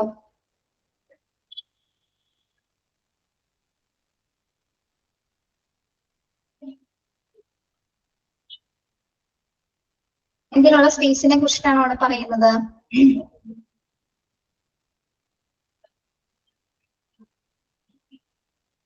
വീൽ ചെയർസ് അക്കോമഡേറ്റ് ചെയ്യാനായിട്ട് അല്ലെ, വീൽ ചെയർസ് ലൊക്കേറ്റ് ചെയ്യാൻ വേണ്ടിയിട്ട് മാത്രമായിട്ട് ഒരു adequate ആയിട്ടുള്ള സ്പേസ് അവിടെ അറേഞ്ച് ചെയ്ത് നിങ്ങൾ കണ്ടിട്ടില്ല, നിങ്ങൾ അതിനകത്ത് പോയവർക്ക് ശ്രദ്ധിച്ചറിയാൻ പറ്റും. ഇപ്പൊ വീൽ ചെയർസ് ആണെങ്കിലും സ്ട്രക്ചേഴ്സ് ആണെങ്കിലും എന്താണ് അത് അറേഞ്ച് ചെയ്യുന്നതിന് വേണ്ടി ഒരു സ്പേസ് അവിടെ ലൊക്കേറ്റ് ചെയ്ത് വെച്ചിട്ടുണ്ടായിരിക്കും അല്ലെ. സ്ട്രക്ചേഴ്സും വീൽ ചെയർസ് ഒക്കെ ഇടാനുള്ള ഒരു സ്പേസ് അതിനകത്ത് ഡിസൈൻ ചെയ്തിട്ടുണ്ടായിരിക്കും adequate ആയിട്ടുള്ള രീതിയിൽ. adequate എന്നുള്ള മീനിങ് മനസ്സിലാവാത്ത കുട്ടികൾ ആരെങ്കിലും ഉണ്ടോ? adequate എന്ന് വെച്ചാൽ ആവശ്യത്തിൽ കൂടുതൽ മതിയായ രീതിയിലുള്ള സ്പേസ് എന്നാണ് നമ്മൾ ഉദ്ദേശിക്കുന്നത് കേട്ടോ. ഓക്കെ, പിന്നെ ramp for wheelchairs and pedestrian access. സ്ട്രക്ചേഴ്സും വീൽ ചെയർസും വെക്കാനുള്ള സ്പേസസ് ഉണ്ടായിരിക്കും കേട്ടോ. Then ramp for wheelchairs and pedestrian access in case of raised platform. Ramps for wheelchairs and pedestrian access in case of raised platform. നിങ്ങൾ ഈ ഒരു ഡിപ്പാർട്ട്മെന്റിനകത്തേക്ക് പോകുമ്പോൾ രണ്ട് നടപ്പാതകൾ കാണാൻ പറ്റും, രണ്ട് വേസ്. ഒന്നില് സ്റ്റെയർ ആയിരിക്കും, ഒന്നില് റേസ്ഡ് ആയിട്ടുള്ള പ്ലാറ്റ്ഫോംസ് ആയിരിക്കും. അതെന്തിനു വേണ്ടിയാണ് നമ്മൾ അങ്ങനെ വെച്ചിരിക്കുന്നത്? റേസ്ഡ് പ്ലാറ്റ്ഫോംസുകള്. റാമ്പ് കണ്ടിട്ടുണ്ടോ നിങ്ങൾ? റാമ്പ് എന്ന് പറയത്തില്ലേ, കണ്ടിട്ടുണ്ടോ? റാംപ്സ് കണ്ടിട്ടുണ്ടോ? റാമ്പ് നമ്മള് സ്ട്രക്ചറും വീൽ ചെയറൊക്കെ സ്റ്റെപ്പിൽ കൂടി കൊണ്ടുപോകാൻ പറ്റുമോ നമുക്ക്? ഇല്ല അല്ലെ. വീൽ ചെയർസില് പേഷ്യൻസിനെ നമ്മൾ കൊണ്ടുപോകാനായിട്ട് ഉപയോഗിക്കുന്ന എന്താണ്? റാമ്പ് ആയിരിക്കും അല്ലെ. റാമ്പ് മീൻസ് സ്റ്റെപ്പുകളൊന്നും ഇല്ലാതെ ഇങ്ങനെ ഒരു നിരപ്പായ പ്രദേശം, അതായത് ഒരു കുത്തനെയുള്ള ചരിവുള്ള രീതിയിലുള്ള കണ്ടിട്ടില്ലേ നിങ്ങൾ? സ്ലോപ്പ് പോലെ, കുത്തനെ മീൻസ് സ്ലോപ്പ് പോലുള്ള സ്പേസ് ഉണ്ടായിരിക്കും. ഓക്കെ, അപ്പൊ ചില പെഡസ്ട്രിയൻ അതായത് കാൽനട യാത്രക്കാരും ഉണ്ടായിരിക്കും, അതേപോലെ തന്നെ എന്താണ് വീൽ ചെയർസിലുള്ള പേഷ്യൻസ് ഉണ്ടായിരിക്കും. അപ്പൊ ഏത് വേണമെങ്കിലും, അപ്പൊ സ്റ്റെപ്പ് ആണെങ്കിലും റേസ്ഡ് പ്ലാറ്റ്ഫോംസ് ആണെങ്കിലും എന്താണ് റാമ്പ് ആണെങ്കിലും യൂസ് ചെയ്ത് ആൾക്കാർ അതിനകത്തേക്ക് പ്രവേശിക്കാം. ഏറ്റവും കൂടുതൽ നമ്മൾ ഉപയോഗിക്കുന്ന എന്തിനാണ്? ഈസി ആയിട്ട് വീൽ ചെയർസ് മൂവ് ചെയ്യിപ്പിക്കാൻ വേണ്ടിയിട്ടാണ് റാമ്പ്, പേഷ്യൻസിനെ കൊണ്ടുപോകാൻ വേണ്ടിയിട്ടാണ് നമ്മുടെ റാമ്പുകൾ ആ ഒരു ഡിപ്പാർട്ട്മെന്റിനകത്ത് ഡിസൈൻ ചെയ്തിരിക്കുന്നത്. ഞാനത് കാണിച്ചു തരട്ടെ, കാണാത്തവരുണ്ടെങ്കിലോ?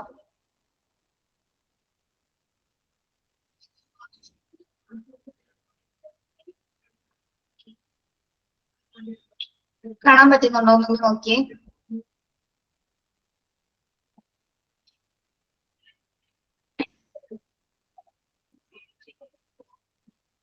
മിനിറ്റ്,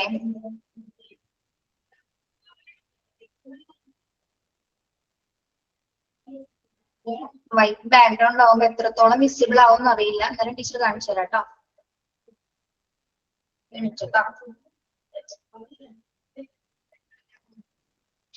കാണുന്നുണ്ടോ? ഫോൺ ക്ലിയർ ആയിട്ട് കാണാമോ? ഇതാണ് നമ്മൾ റാമ്പ് എന്ന് പറയുന്നത്. നമ്മുടെ വീൽ ചെയർസ് നിങ്ങൾ കണ്ടിട്ടുണ്ടോ? കാണാത്തവരുണ്ടെങ്കിൽ കണ്ടോട്ടെ മൊത്തം കാണിച്ചാണ് കേട്ടോ. അപ്പൊ അതിന്റെ ഒരു ഈ ഡിപ്പാർട്ട്മെന്റ്സിന്റെ എൻട്രൻസിന്റെ ഭാഗത്ത് വരുന്ന ഡിസൈൻ എങ്ങനെയാണ്? പ്രത്യേകിച്ച് വീൽ ചെയർസ് ഒക്കെ ഈസി ആയിട്ട് നമുക്ക് അകത്തേക്ക് കൊണ്ടുപോകുന്നതിനും വേണ്ടിയിട്ടാണ് നമ്മൾ റാംസുകൾ സിറ്റുവേറ്റ് ചെയ്തിരിക്കുന്നത്. ഓക്കെ, പ്രധാനമായിട്ടും ഈ ഡിസൈൻ വരുന്നത് എങ്ങനെയാണ്? ഓൾറെഡി പേഷ്യൻസിന് മറ്റു വെതർ കണ്ടീഷൻസ് ഒന്നും ഇല്ലാതെ തന്നെ അവരെ ട്രാൻസ്ഫർ ചെയ്യാൻ പറ്റുന്ന രീതിയിലായിരിക്കും അതിന്റെ മെയിൻ എൻട്രൻസ് നമ്മൾ സെറ്റ് ചെയ്തിരിക്കുന്നത്. ഓക്കെ, അതേപോലെ തന്നെ എന്താണ് ആംബുലൻസ് പാർക്കിങ്ങിനും കാർ പാർക്കിങ്ങിനും എല്ലാത്തരം സ്പേസസ് അറേഞ്ച് ചെയ്തിട്ടുണ്ടായിരിക്കും. അതേപോലെ തന്നെ സ്ട്രക്ചേഴ്സ് അക്കോമഡേറ്റ് ചെയ്യാനുള്ള സ്പേസ് ഉണ്ടായിരിക്കും. പിന്നെ അതേപോലെ വീൽ ചെയർസും ആക്സസ് ചെയ്യാൻ വേണ്ടിയിട്ട് റാംസോ അല്ലെങ്കിൽ റേസ്ഡ് ആയിട്ടുള്ള പ്ലാറ്റ്ഫോംസും നമ്മുടെ ഉണ്ടായിരിക്കും. ആ ഒരു രീതിയിലാണ് ഈ ഡിപ്പാർട്ട്മെന്റ് നമ്മൾ ഡിസൈൻ ചെയ്തിരിക്കുന്നത് കേട്ടോ. ക്ലിയർ ആണോ? ക്ലിയർ ആണോ? യെസ്. ഇന്ന് ഇത്ര എടുക്കുന്നുള്ളൂ കേട്ടോ. ഇന്ന് ഇത്ര എടുക്കുന്നുള്ളൂ. പെട്ടെന്ന് ഒരു ദിവസം കൊണ്ട് എടുക്കേണ്ട കാര്യമില്ലല്ലോ. ഒരു ദിവസം കൊണ്ട് പെട്ടെന്ന് അത്രയും പഠിക്കേണ്ടെന്ന് ഓർത്താണ് കേട്ടോ. പക്ഷെ എപ്പോഴും അങ്ങനെയല്ല, 1, 2, 3 പേജസ് ഒക്കെ എടുത്തു പോകും. കുറച്ചും കൂടെ അങ്ങോട്ട് പോകുന്നതിനനുസരിച്ച് പിന്നെ ഇത്ര എടുക്കുന്നുള്ളൂ.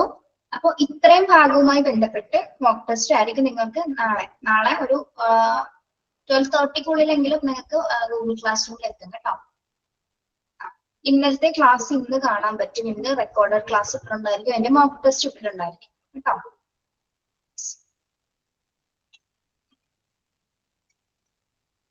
ഓക്കെ, എന്റെ ക്ലാസ് നിങ്ങൾക്ക് ഓക്കെ ആണോ? എന്തെങ്കിലും ഉണ്ടെങ്കിൽ ഓക്കെ അല്ല, മനസ്സിലാവുന്നില്ല എന്നാണെങ്കിൽ എപ്പൊ കമന്റ് ചെയ്യാൻ പറയാം കേട്ടോ കുട്ടികളെ. ഓക്കെ, ഈ ഒരു രീതിയിൽ പറഞ്ഞാൽ നിങ്ങൾക്ക് മനസ്സിലാവുമല്ലോ. എല്ലാവർക്കും കൂടി മനസ്സിലാവുന്ന രീതിയിലാണ് പറഞ്ഞു പോകുന്നത് കേട്ടോ. ഓക്കെ,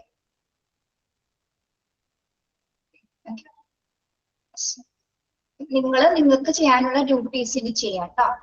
കാരണം എന്താണ്, ഇനി മോക്ക് ടെസ്റ്റ് അറ്റൻഡ് ചെയ്യണം, അത് നിർബന്ധമാണ്. എന്നാലേ ഇന്ന് പഠിച്ച കാര്യങ്ങൾ എന്തെങ്കിലും നമുക്ക് നമ്മുടെ ആ ഒരു ശരിക്കും പറഞ്ഞ റിവിഷൻ പോലെ നമ്മൾ മോക്ക് ടെസ്റ്റ് അറ്റൻഡ് ചെയ്യുന്നത് കേട്ടോ.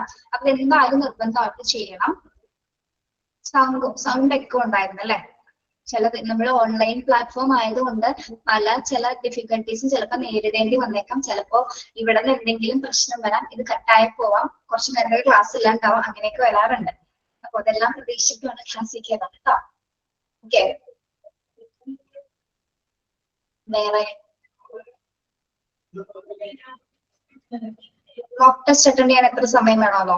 നല്ലോണം അറിയാവുന്ന ഒരാളാണെങ്കിൽ ഒരു 5 മിനിറ്റ് പോലും വേണ്ട, 2 മിനിറ്റ് 3 മിനിറ്റ് പോലും വേണ്ട കേട്ടോ. മനസ്സിലായോ അഞ്ജു? നിങ്ങൾ ആദ്യം ഒരു പ്രാവശ്യം നിങ്ങൾ ഇന്നലത്തെ അറ്റൻഡ് ചെയ്തിട്ടില്ലല്ലോ ഇതുവരെ, അതുകൊണ്ടാണ് ഈ പ്രശ്നം.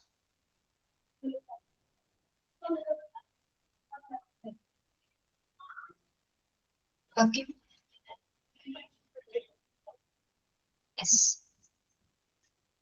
എന്റെ ക്ലാസ്സിന്റെ നാളെ ആയിരിക്കും വരുന്നത് കേട്ടോ. ഇന്നത്തെ ക്ലാസ്സിന്റെ മോക്ക് ടെസ്റ്റ് നാളെ ആയിരിക്കും വരുന്നത്. ഓക്കെ, ഇന്നലെ രമ്യ മിസ്സിന്റെ ക്ലാസ്സിന്റെ ആയിരിക്കും, ഇന്നലെ ഇൻട്രൊഡക്ഷൻ ക്ലാസ് എടുത്ത് മിസ്സിന്റെ ക്വസ്റ്റ്യൻസ് ആയിരിക്കുള്ളൂ. മോക്ക് ടെസ്റ്റ് ആയിരിക്കും ഇന്ന് വരുന്നത്. അത് നിങ്ങൾ അറ്റൻഡ് ചെയ്യാം. അത് വരും കേട്ടോ, 12:30 എത്തും. അതാണ് ഒരു ടൈം. ടെക്നിക്കൽ ഡിപ്പാർട്ട്മെന്റിൽ നിന്ന് അവർ അയക്കും. അപ്പൊ അത് കയറി അറ്റൻഡ് ചെയ്യാം.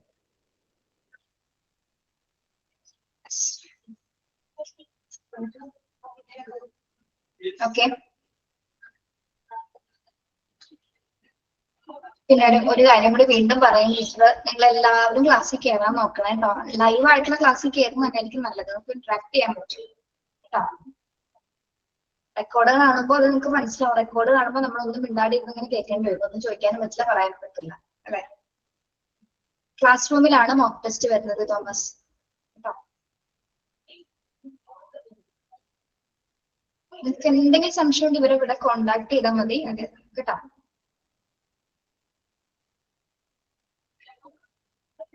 ബാക്കി ആതിര, അബർണ, അപ്സര നിങ്ങളൊക്കെ ഓക്കെ അല്ലേ? ടെൻഷൻ ഉണ്ടെന്ന് പറഞ്ഞ പിള്ളേരൊക്കെ ഓക്കെ ആണോ?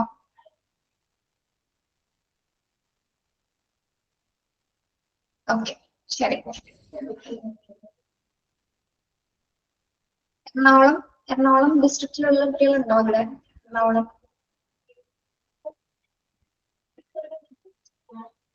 ഉണ്ട്. മൈക്ക് ഓണാണോ ചോദിച്ചോളൂ. ഉണ്ട് മാം, എറണാകുളത്തുള്ള ഉണ്ട്. എറണാകുളം നോർത്ത് പറവൂർ ആരെങ്കിലും ഉണ്ടോ? നോർത്ത് പറവൂർ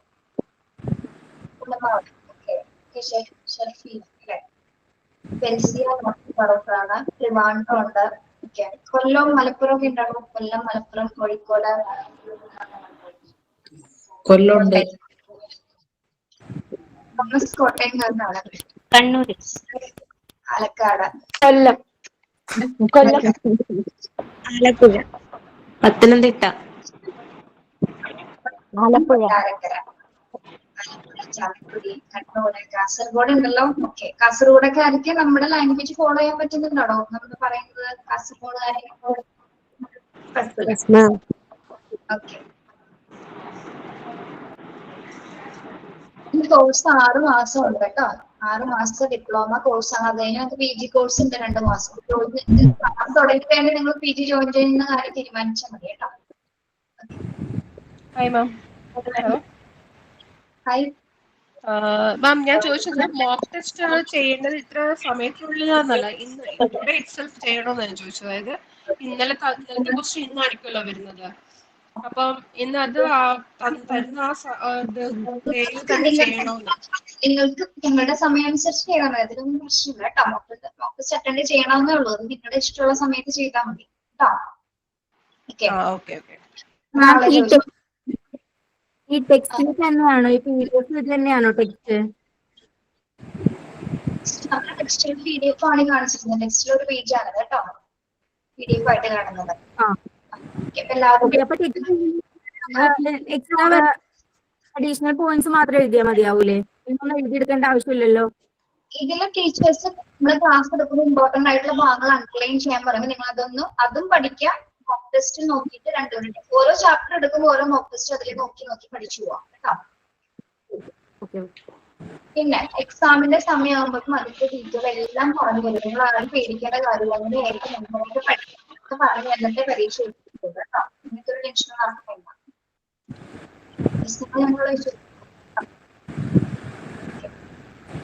എന്തെങ്കിലും ചോദിക്കാനുണ്ടോ?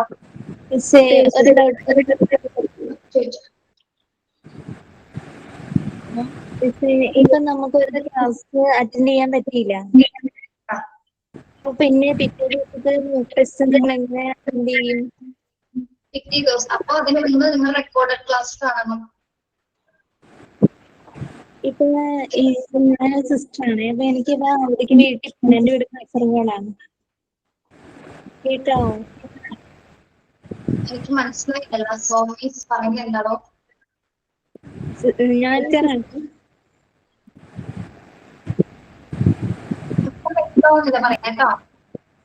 ഓക്കെ. ഞാനേ ഒരു സിസ്റ്ററാണ്. അപ്പൊ ഞാന് ഇപ്പൊ എനിക്ക് 9 കാസർഗോഡ്. അപ്പൊ എനിക്ക് 9 ദിവസം അവധിക്ക് വീട്ടിൽ പോകണമെന്നുണ്ടെങ്കിൽ ക്ലാസ്സിൽ വീട്ടിൽ ചെന്ന് കേൾക്കാനുള്ള സിറ്റുവേഷൻസ് ഇല്ല. അപ്പൊ ശരിക്കും ക്ലിയർ ആയി കേൾക്കുന്നില്ല കേട്ടോ. അടുത്ത ഒന്നില്ലെങ്കിൽ കമന്റ് ചെയ്തത് ടൈപ്പ് ചെയ്തത് ഞാൻ വായിക്കാം. എനിക്ക് പറയുന്നത് മനസ്സിലാവുന്നില്ല. ഓക്കെ.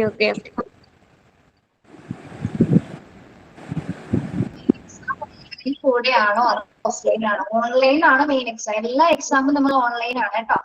ഓക്കെ മാം, 2 പടികൾ കഴിയും ഈ എക്സാം കാണുമല്ലോ. അപ്പൊ നമ്മളെ ഈ ക്ലാസ് റൂമിൽ തന്നെ ഇത് പറയുവാണോ അതോ നമുക്ക് മെസ്സേജ് ആയിട്ട് അറിയിക്കുവോ? എന്താന്ന് വെച്ചാ ഇപ്പൊ ഈ അന്നത്തെ ആ ക്ലാസ്സിൽ നമുക്ക് അറ്റൻഡ് ചെയ്യാൻ പറ്റിയില്ലെങ്കിൽ നമ്മളപ്പോ അത് എങ്ങനെ അറിയും? ഓൾറെഡി എക്സാമിന് ഡീറ്റെയിൽസും കാര്യങ്ങളും നമ്മൾ വാട്സപ്പിൽ അയക്കും, നിങ്ങളുടെ ഗ്രൂപ്പിൽ അയക്കും. എപ്പോഴാണ് ഏത് ടൈമാണ് ഏത് ഡേറ്റ് ആണ് കൃത്യമായിട്ട് നിങ്ങളുടെ ഫോണിൽ വരും കേട്ടോ. അതൊന്നും പേടിക്കണം, അങ്ങനത്തെ പ്രശ്നങ്ങളൊന്നും ഉണ്ടാവില്ല. പിന്നെ നിങ്ങൾ ഇടക്കിടക്ക് ഗ്രൂപ്പും കാര്യങ്ങളും ഒന്ന് ചെക്ക് ചെയ്തിരിക്കണം കേട്ടോ. നിങ്ങൾ നോക്കാതിരുന്നാൽ പിന്നെ പറഞ്ഞിട്ട് കാര്യമില്ല, നമ്മളിത് കൃത്യമായിട്ട് അറിയിക്കുന്നുണ്ടോ.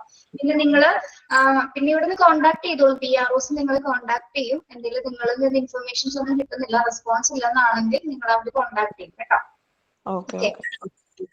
മാം, മോക്ക് ടെസ്റ്റിന്റെ ലിങ്ക് ഇതിനകത്ത് തന്നെ ഉണ്ടോ? മോക്ക് ടെസ്റ്റിന്റെ ലിങ്ക് ഈ ഗൂഗിൾ ഇതിനകത്ത് ഈ ക്ലാസ് റൂമിൽ തന്നെ ഉണ്ടോ? ഇല്ല. മോക്ക് ടെസ്റ്റിന്റെ ലിങ്ക് ഗൂഗിൾ ക്ലാസ് റൂമിൽ നാളെ വരും. അല്ലെങ്കിൽ അവിടെ ഇൻഫോം ചെയ്യും എങ്ങനെയാണെന്ന് കേട്ടോ. ടെക്നിക്കൽ ടീം നിങ്ങൾ അതിന്റെ ഡീറ്റെയിൽസ് അറിയിക്കും. അല്ല, കഴിഞ്ഞ ക്ലാസ് ഇതുണ്ടോ? ഇപ്പൊ കഴിഞ്ഞ ക്ലാസ്സിൽ ഇപ്പോ ഒരു 12-നുള്ളിൽ കിട്ടുമായിരിക്കും. എന്തൊക്കെയാന്ന് വെച്ചാൽ അറിയിക്കും. ഓക്കെ. അപ്പൊ ഇതിലെ തന്നെ ചെക്ക് ചെയ്താൽ മതി അല്ലേ? ചെക്ക് ചെയ്താൽ മതി. ഗൂഗിൾ ക്ലാസ് റൂമിൽ തന്നെ ചെക്ക് ചെയ്ത് നോക്കണം അല്ലേ?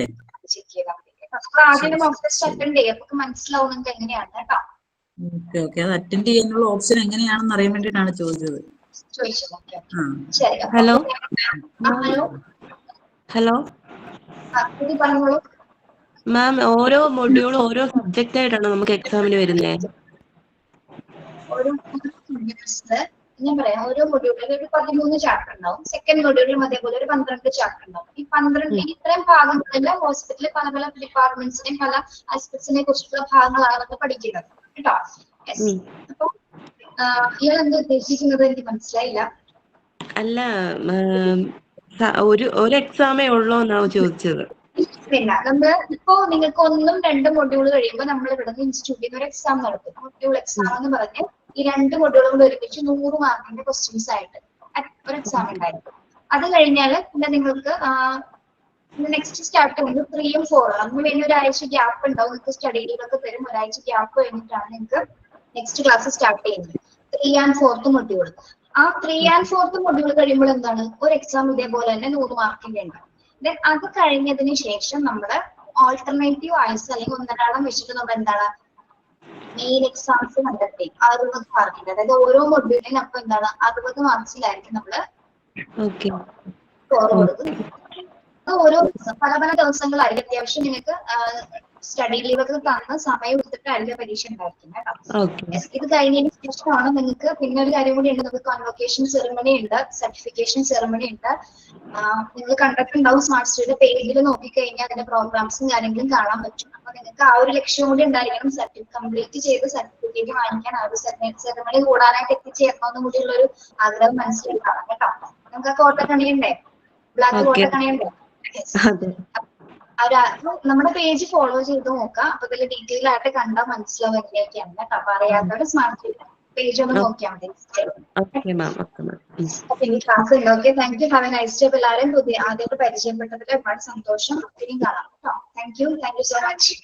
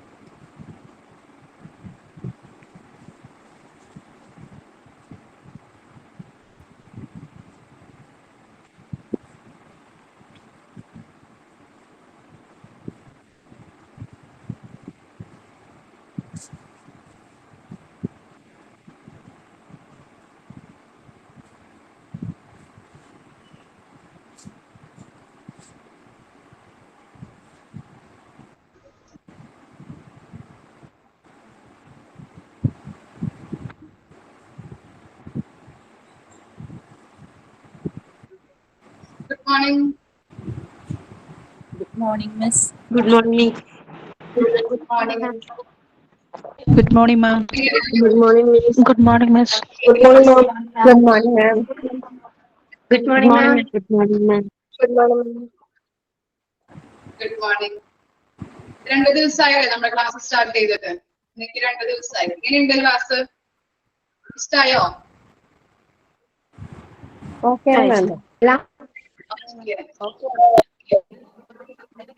എന്റെ പേരറിയോ? അടിപൊളിയാണ്. പേരറിയോ എന്റെ? ഇല്ല. എന്റെ പേര് മിൽറോസ്. തെറ്റാണ്. ഓക്കെ, ആൺപിള്ളേരൊക്കെ ഉണ്ടല്ലോ നമ്മുടെ ക്ലാസ്സില്. എന്റെ പേര് മിൽറോസ്. ഓക്കെ, ഞാൻ വേണമെങ്കിൽ ടൈപ്പ് ചെയ്തിടാം. ചിലപ്പോ നിങ്ങൾക്ക് ക്ലിയർ ആവുന്നില്ല.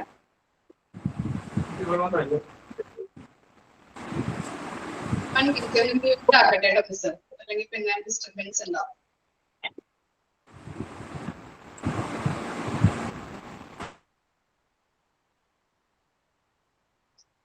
എന്നെ കാണാൻ പറ്റുന്നില്ലേ?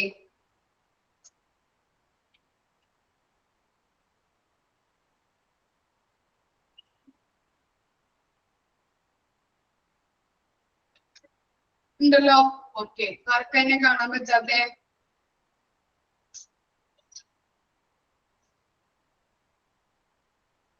ഉണ്ട്, എല്ലാവർക്കും കാണാം അല്ലെ? എന്തൊക്കെയുണ്ട് വിശേഷം? സുഖാണോ? എങ്ങനെയുണ്ട്? ചൂടൊക്കെ എങ്ങനെയുണ്ട്? സുഖം. ചൂട് എങ്ങനെയുണ്ട്? നല്ല ചൂടാണല്ലേ? ഓക്കെ, ഞാനൊരു ക്ലാസ് മുറിയിലൊക്കെ ഇരിക്കുമ്പോ ഭയങ്കര ചൂടാണ്, ഭയങ്കര ബുദ്ധിമുട്ടാണ്. ചില സമയത്ത് നമുക്ക് ഇറങ്ങി ഓടാൻ തോന്നും. അതെ, നല്ല ബുദ്ധിമുട്ടാണല്ലേ? നല്ല ചൂടാണ്. ഞങ്ങളുടെ നാട്ടിലായാലും ഭയങ്കര ചൂടാണ്. രാത്രിയൊക്കെ നമുക്ക് ഉറക്കം വരില്ല കിടക്കാനായിട്ട്. 12 മണി ഒക്കെ കഴിഞ്ഞിട്ടാണ് കിടക്കുന്നത്. ഭയങ്കര ബുദ്ധിമുട്ടാണ് ചൂടും കാര്യങ്ങളൊക്കെ. നിങ്ങളുടെ വീടൊക്കെ എവിടെയാ? എറണാകുളത്തുള്ളവരുണ്ടോ? നാട്ടില് പറവൂരടുത്ത് ആരെങ്കിലും ഒക്കെ ഉണ്ടോ? ട്രിവാൻഡ്രം, മലപ്പുറം, കൊല്ലം. കുറെ പേര് ട്രിവാൻഡ്രത്തുണ്ടല്ലോ. അഞ്ചുന്റെ വീട് എവിടെയാ? അടുത്താണോ? മലപ്പുറം, ആലപ്പുഴ, ചാലക്കുടി. ഓക്കെ. എറണാകുളത്തൊന്നും ആരുമില്ലേ?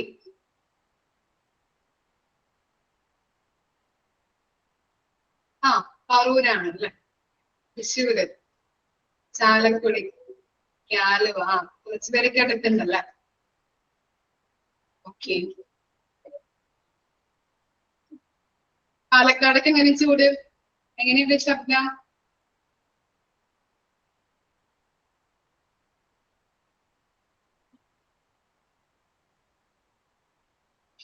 ചൂട് കൂടുതലാണല്ലേ?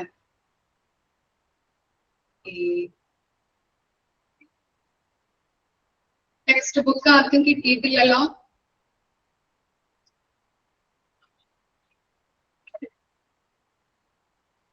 കിട്ടിയോ?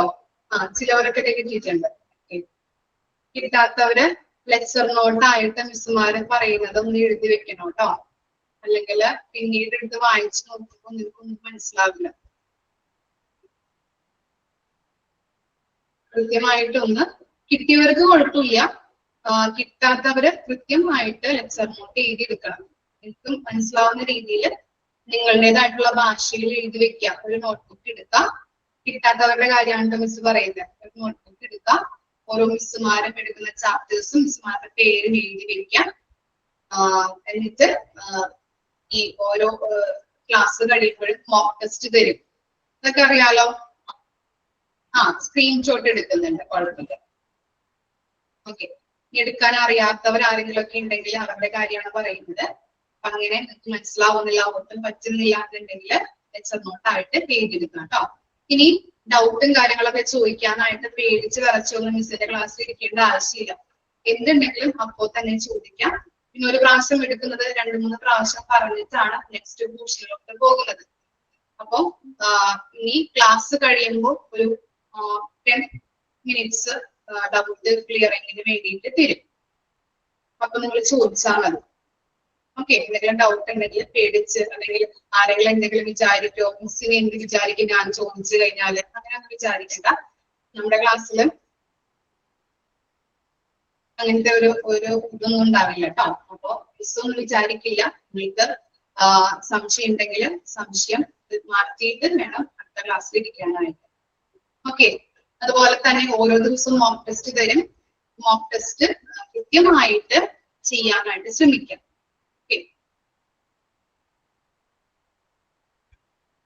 എന്തെങ്കിലും ചോദിക്കാനുണ്ടോ? നമ്മൾ എടുക്കുന്ന ചാപ്റ്റർ 3 ആണ് health care system in India. Okay, കേൾക്കുന്നുണ്ടോ മിസ് പറയുന്നത്?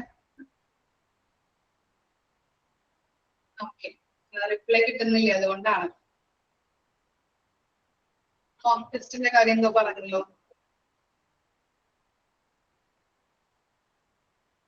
ഇപ്പോ ഇന്നത്തെ ക്ലാസ് നാളെ ഉച്ചയ്ക്കൊക്കെയാണ് നിങ്ങൾക്ക് കിട്ടുന്നത് കേട്ടോ. നാളെയാണ് അവർ അപ്ലോഡ് ചെയ്യുന്നത്.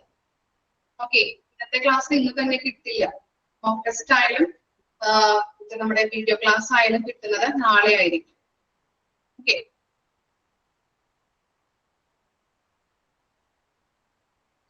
ഇപ്പൊ ക്ലിയർ ആയോ?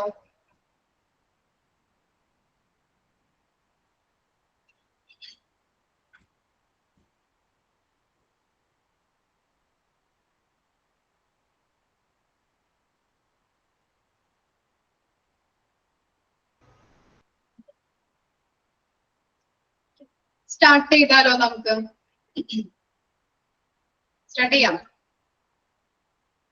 ഓക്കെ, എല്ലാവരും റെഡി അല്ലേ? ഓക്കെ, അപ്പൊ തേർഡ് ചാപ്റ്റർ ആണ് health care system in India. Okay, നോക്കാം. Traditional health care system in India. In India, besides the existence of modern medicine, traditional medical practitioners continue to practice throughout the country. Popular native healthcare tradition consists of Ayurveda, Yoga, Unani, Siddha, Homeopathy, and Naturopathy. Okay. അപ്പോ ആ sentence അല്ലെങ്കിൽ ആ paragraph വായിച്ചപ്പോ എന്താണ് അതിൽ നിന്ന് മനസ്സിലായത്? എന്തെങ്കിലും മനസ്സിലായോ? എന്തെങ്കിലിനെ കുറിച്ച് നിങ്ങൾക്ക് ഐഡന്റിഫൈ ചെയ്യാൻ പറ്റുന്നുണ്ടോ? വായിച്ചു നോക്കിയേ, പറ്റുന്നുണ്ടോ? ഡിഫറെന്റ് ടൈപ്സ് ഓഫ് ട്രീറ്റ്മെന്റ്സിനെ കുറിച്ചാണ് അല്ലെ അതിൽ പറഞ്ഞിരിക്കുന്നത്. Okay, very good. ഇനി വേറെ എന്തെങ്കിലും? കറക്റ്റ് ആണ് കേട്ടോ പറഞ്ഞത്.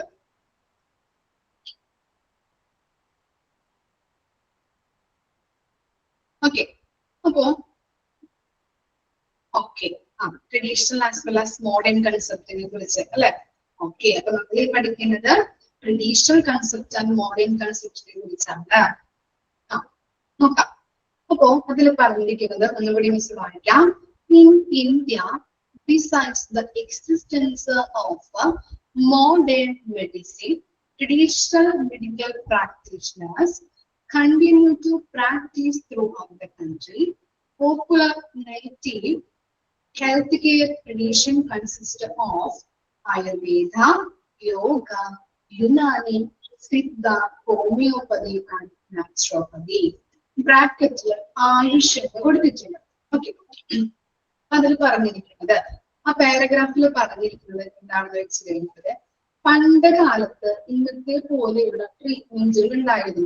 നിങ്ങൾ പണ്ട് കാലത്തുള്ള സിനിമയിലേക്ക് ഒന്ന് ആലോചിച്ച് കഴിഞ്ഞാൽ അല്ലെങ്കിൽ നോക്കിക്കഴിഞ്ഞാൽ നമുക്ക് കാണാൻ പറ്റും. പണ്ട് കാലത്ത് ആളുകളേക്ക് പാമ്പ് കടിച്ചിട്ട് പാമ്പ് കടി ഏറ്റ ആളുകളേക്ക് വൈദ്യുതി എടുത്ത് കൊണ്ടുവരുന്നത് അല്ലെ ഇല്ലേ?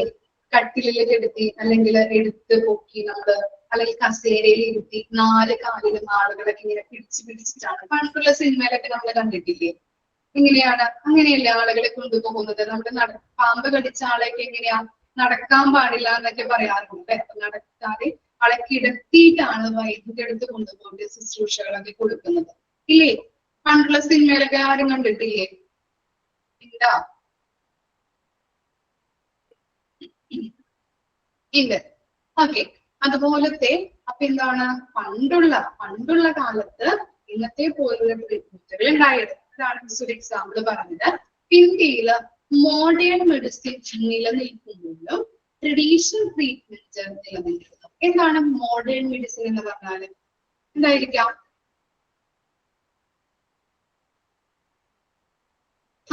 അലോപ്പതി. അലോപ്പതി എന്ന് പറഞ്ഞാൽ എന്താ അലോപ്പതി എന്ന് പറഞ്ഞാല് ഏത് മരുന്നിനെ അല്ലെങ്കിൽ ഏത് മെഡിസിനെയാണ് നമ്മൾ അലോപ്പതി മെഡിസിൻ എന്ന് പറയുന്നത്? ഇംഗ്ലീഷ് മെഡിസിനെ അല്ലെ? ഇംഗ്ലീഷ് മെഡിസിനെയാണ് നമ്മള് മോഡേൺ മെഡിസിൻ എന്ന് പറയുന്നത്. എന്താണ് ഇവിടെ പറയുന്നത്? ഇന്ത്യയില് മോഡേൺ മെഡിസിൻ നിലനിൽക്കുമ്പോഴും ട്രഡീഷണൽ ആയിട്ടുള്ള ട്രീറ്റ്മെന്റുകൾ നിലനിന്നിരുന്നു. ഓക്കെ, ഇന്ത്യയില് അലോപ്പതിക് മെഡിസിനുകള്, അതായത് ഇംഗ്ലീഷ് മരുന്നുകള് നമ്മള് ട്രീറ്റ്മെന്റുകൾ കൊടുക്കുമ്പോൾ തന്നെ പരമ്പരാഗതമായിട്ട് അതായത് ഏതൊക്കെയാണ്? ആയുർവേദ, യോഗ, യുനാനി, സിദ്ധ, ഹോമിയോപ്പതി, നാച്ചുറോപ്പതി എന്നിങ്ങനെയുള്ള പോപ്പുലർ ആയിട്ടുള്ള ഹെൽത്ത് കെയർ കൊടുത്തിരുന്നു. മനസ്സിലായോ? ഇന്ത്യയില് മോഡേൺ മെഡിസിനുകൾ ഉണ്ടായിരിക്കുമ്പോഴും ഇങ്ങനെയുള്ള പോപ്പുലർ ആയിട്ടുള്ള ട്രഡീഷണൽ ആയിട്ടുള്ള ഹെൽത്ത് കെയർ സിസ്റ്റംസും ഫോളോ ചെയ്തിരുന്നു എന്നാണ് പറയുന്നത്. അതൊക്കെയാണ് ഏതൊക്കെയാണ് നമ്മൾ പറയുന്നത്? Yoga, Unani, Siddha, homeopathy and naturopathy. ഇതൊക്കെയാണ് എന്ത്? ട്രഡീഷണൽ ആയിട്ടുള്ള ഹെൽത്ത് കെയർ സിസ്റ്റംസ് എന്ന് പറയുന്നത്. ഓക്കെ, മനസ്സിലായോ? എന്താണ് മോഡേൺ മെഡിസിൻ എന്നുള്ളത് നമ്മൾ പറഞ്ഞു, എന്താണ് ട്രഡീഷണൽ ആയിട്ടുള്ള മെഡിസിനുകൾ എന്നുള്ളത് നമ്മൾ പറഞ്ഞു. ഓക്കെ അല്ലേ? ഓക്കെ, ഇനി ആ ബ്രാക്കറ്റില് ആയുഷ് എന്ന് കൊടുത്തിട്ടുണ്ട്. കണ്ടോ? എല്ലാവരും കണ്ടായിരുന്നോ? ഓക്കെ, അതിന്റെ പ്രത്യേകത എന്തെങ്കിലും ആർക്കെങ്കിലും ഐഡന്റിഫൈ ചെയ്യാൻ പറ്റുന്നുണ്ടോ?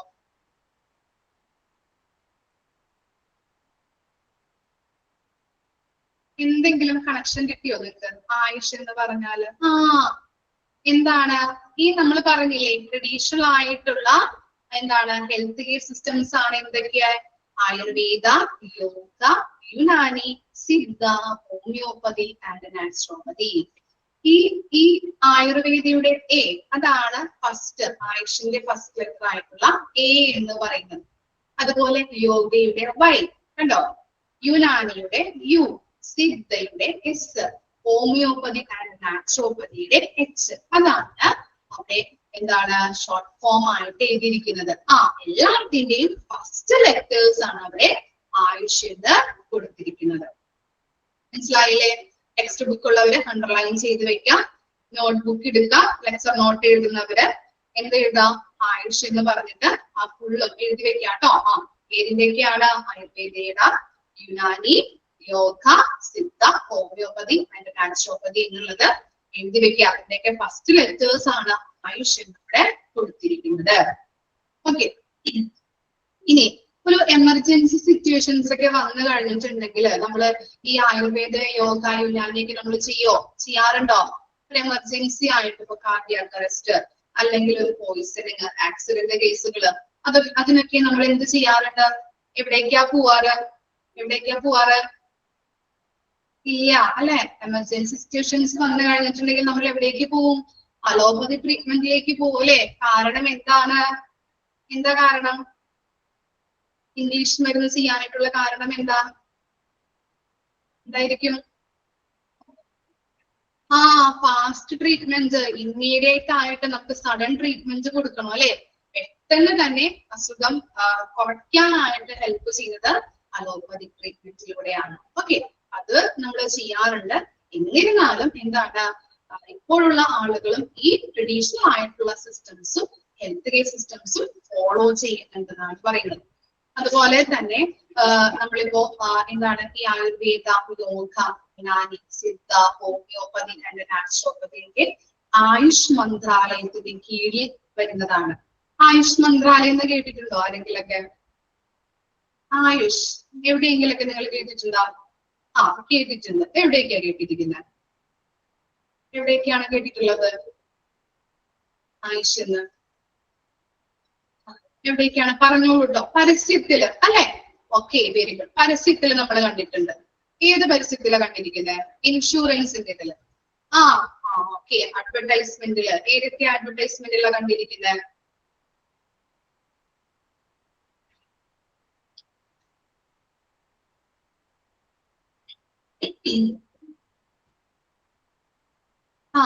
ഈ ഈ സോപ്പ് അതുപോലെയുള്ള ഗവൺമെന്റുമായിട്ട് ബന്ധപ്പെട്ട അല്ലെ അങ്ങനെയുള്ള ആക്ട്സിലൊക്കെയാണ് നമ്മൾ കണ്ടിരിക്കുന്നത് അല്ലെ? കോസ്മെറ്റിക് അങ്ങനെയുള്ള കാര്യങ്ങളിലൊക്കെയാണ് നമ്മൾ ആയുഷ് എന്ന് കണ്ടിരിക്കുന്നത്. അപ്പൊ നമ്മൾ പറഞ്ഞു ആയുഷ് മന്ത്രാലയത്തിന്റെ കീഴിൽ വരുന്നതാണ് Ayurveda, yoga, homeopathy and naturopathy എന്ന് പറയുന്നത്.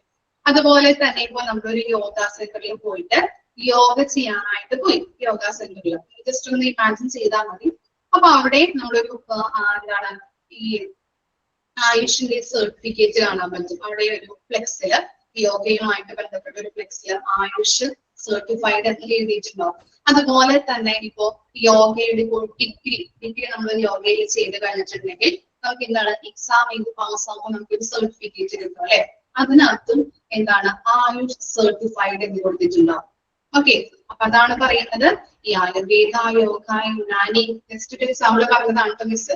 ആയുർവേദ, യോഗ, യുനാനി, സിദ്ധ എന്നൊക്കെ പറയുന്നത് എന്താണ് ആയുഷ് മന്ത്രാലയത്തിന്റെ കീഴിൽ വരുന്നതല്ല. ഇനി ജസ്റ്റ് ഒരു കാര്യങ്ങൾ പറയാം. നമ്മൾ പറഞ്ഞു Ayurveda, yoga, Unani, homeopathy and naturopathy എന്ന് പറയുന്നത് എന്താണ് ഈ ആയുഷിന്റെ കീഴിൽ വരുന്നതാണെന്ന് നമ്മൾ പറഞ്ഞല്ലേ. അത് ഒരു പോയിന്റ് ആണ്, ഓർത്ത് വെക്കാം. അതുപോലെ തന്നെ എന്താണ് ഈ ministry under the government of India, government of ഇന്ത്യയുടെ കീഴിൽ വരുന്നതാണ് ഇതൊക്കെ ആയുഷ് എന്ന് പറയുന്നത്. അതുപോലെ തന്നെ ഈ ആയുഷ് ഫോം ചെയ്തിരിക്കുന്നത് നവംബർ 9th 2014 നവംബർ 9th 2014 ഇത് ഫോം ചെയ്തിരിക്കുന്നത് എന്നുള്ളത് കൂടി ഒന്ന് ജസ്റ്റ് ഒന്ന് ഓർത്ത് വെക്കാം.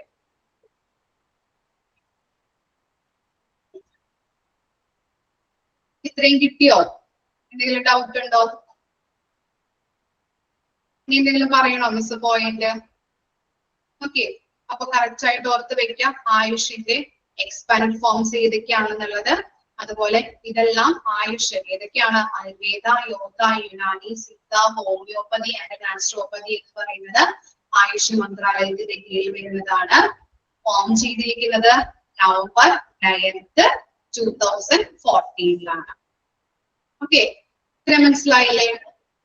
ഇനി നമ്മൾ ഓരോന്നും നമുക്ക് പഠിക്കുന്നു. ഏതൊക്കെയാണ് ഫസ്റ്റ് വരുന്നത്?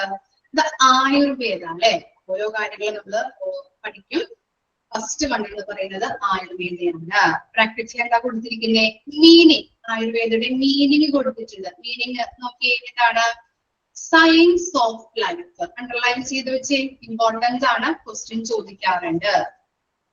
എന്താണ് ആയുർവേദയുടെ മീനിങ് എന്ന് പറയുന്നത്? Science of life. എന്താണ് സയൻസ് ഓഫ് ലൈഫ് എന്ന് പറഞ്ഞാൽ? എന്താ മീനിങ്?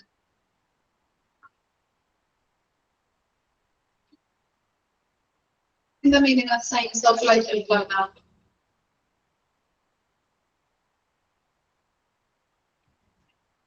ജീവശാസ്ത്രം അല്ലെ. വെരി ഗുഡ്, ജീവശാസ്ത്രം അല്ലെ. നോക്കാം.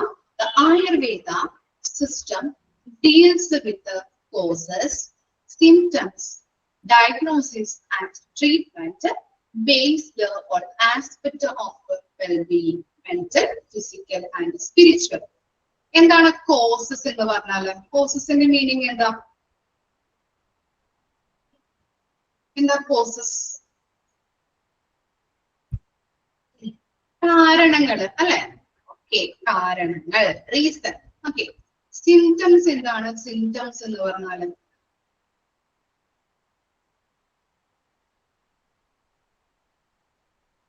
ലക്ഷണങ്ങള്. ഡയഗ്നോസിസ് അറിയാലോ എല്ലാവർക്കും, സുപരിചിതമായൊരു വാക്കാണല്ലേ ഡയഗ്നോസിസ് എന്ന് പറഞ്ഞാല്. ഞാനിങ്ങനെ ചോദിക്കുന്നത് ആർക്കെങ്കിലും അറിയാത്തവരുണ്ടെങ്കിൽ അറിയാം, എല്ലാവരെയും കൺസിഡർ ചെയ്തിട്ട് വേണം നമുക്ക് ക്ലാസ് എടുക്കാനല്ലേ. അതുകൊണ്ടാണ് ഇങ്ങനെ ചോദിക്കുന്നത് കേട്ടോ. ടെസ്റ്റുകൾ എന്താണ്? രോഗനിർണയം. ഡയഗ്നോസിസ് എന്ന് പറഞ്ഞാല് രോഗനിർണയം. ട്രീറ്റ്മെന്റ് അറിയാലോ. ഓക്കെ, അപ്പൊ ആയുർവേദ ഡീൽ ചെയ്യുന്നത് എന്താണ്? It causes, symptoms, diagnosis and treatment based on aspect of well-being. Okay, mentally ആയിക്കോട്ടെ, അതുപോലെ ഫിസിക്കലി ആയിക്കോട്ടെ, സ്പിരിച്വലി ആയിക്കോട്ടെ, എല്ലാ തരത്തിലുള്ള ഒരു ഹ്യൂമൻ ബോഡിയില് രോഗങ്ങള്, രോഗലക്ഷണങ്ങൾ എന്തൊക്കെയാണ്, രോഗം വരാനായിട്ടുള്ള കാരണങ്ങൾ എന്തൊക്കെയാണ്, രോഗനിർണയം നടത്തുന്നത് എങ്ങനെയാണ്, അതിന്റെ ട്രീറ്റ്മെന്റ്, രോഗം ഉണ്ടായിട്ടുണ്ടെങ്കിൽ നമ്മൾ സ്ഥിരീകരിച്ചിട്ടുണ്ടെങ്കിൽ അതിന്റെ ട്രീറ്റ്മെന്റ് കൊടുക്കുന്നത് എങ്ങനെയാണ് എന്നുള്ളതാണ് ആയുർവേദയിൽ ഡീൽ ചെയ്യുന്നത്. ഓക്കെ, രോഗത്തിന്റെ കാരണങ്ങള്, അതിന്റെ സിംറ്റംസ്, ലക്ഷണങ്ങൾ എന്തൊക്കെയാണ്, എങ്ങനെയാണ് രോഗം നിർണ്ണയിക്കുന്നത്, രോഗനിർണയവുമായിട്ട് ബന്ധപ്പെട്ട് കൊടുക്കുന്ന ട്രീറ്റ്മെന്റുകൾ എങ്ങനെയാണ്, ഇതൊക്കെയാണ് ആയുർവേദയില് ഡീല് ചെയ്യുന്നത്.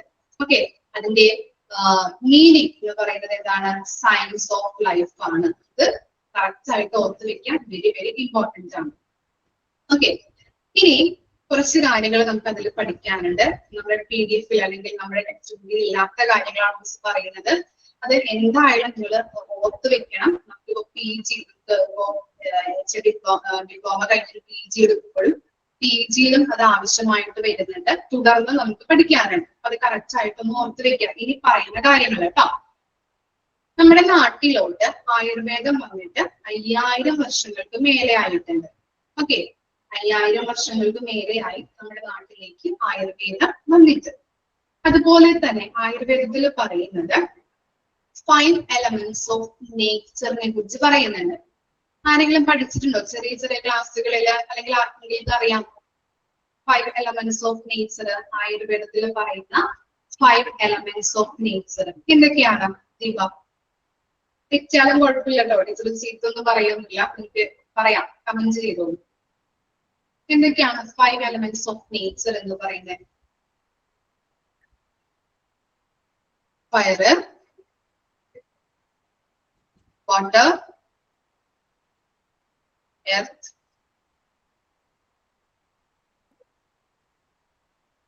എയർ,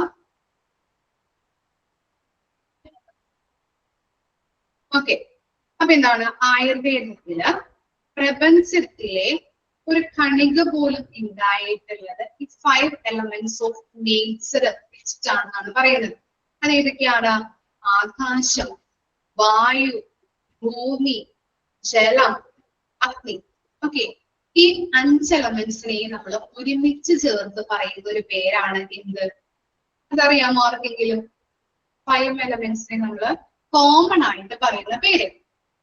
5 എലമെന്റ്സ് എന്ന് പറയുന്നത് ആകാശം, വായു, ഭൂമി, ജലം, അഗ്നി.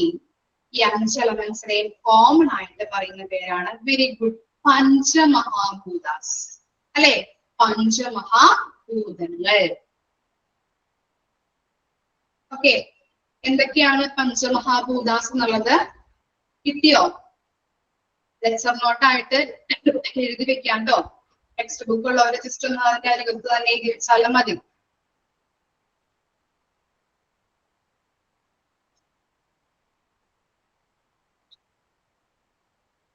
ഓക്കെ, ഈ 5 എലമെന്റ്സിനെയും അല്ലെങ്കിൽ 5 കാര്യങ്ങള് പ്രകൃതിയിൽ എല്ലായിടത്തും അടങ്ങിയിട്ടുണ്ട് എന്നാണ് ആയുർവേദം പറയുന്നത്. ആകാശം, വായു, ഭൂമി, ജലം, അഗ്നി, ഇതാണ് പഞ്ചമഹാഭൂതാസ് എന്ന് പറയുന്നത്. ഇനി നമ്മുടെ ഹ്യൂമൻ ബോഡിയിൽ ഈ 5 എലമെന്റ്സും എന്താണ് കമ്പൈൻ ചെയ്തിരിക്കുന്ന ഫോം എന്ന് പറയുന്നത് 3 ഫോംസിലാണ്. നമ്മുടെ ഹ്യൂമൻ ബോഡിയിൽ ഈ 5 എലമെന്റ്സ് 3 ഫോമിലാണ് അടങ്ങിയിട്ടുള്ളത്. ഏതൊക്കെയാണ് അറിയാമോ?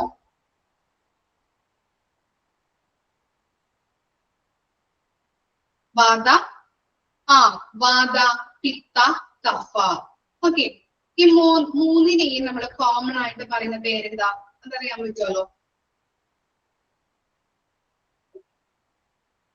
3 കാര്യങ്ങളാണ് അല്ലെ?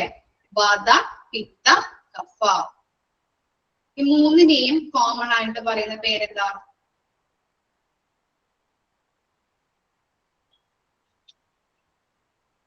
എന്ത് ദോഷമാണ്? ഓക്കെ, ത്രിദോഷ, ത്രിദോഷങ്ങൾ. 3 ആണല്ലേ നമ്മൾ പറയുന്നത്. അപ്പൊ ത്രിദോഷങ്ങൾ എന്നാണ് പറയുന്നത്. ത്രിദോഷ, ത്രിദോഷങ്ങൾ.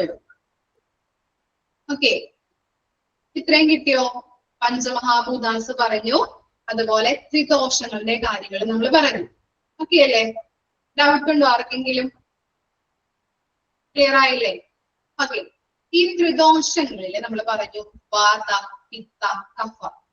അതിനകത്ത് ഒരെണ്ണം നമുക്ക് എടുക്കാം, കഫം. കഫം എടുക്കാം.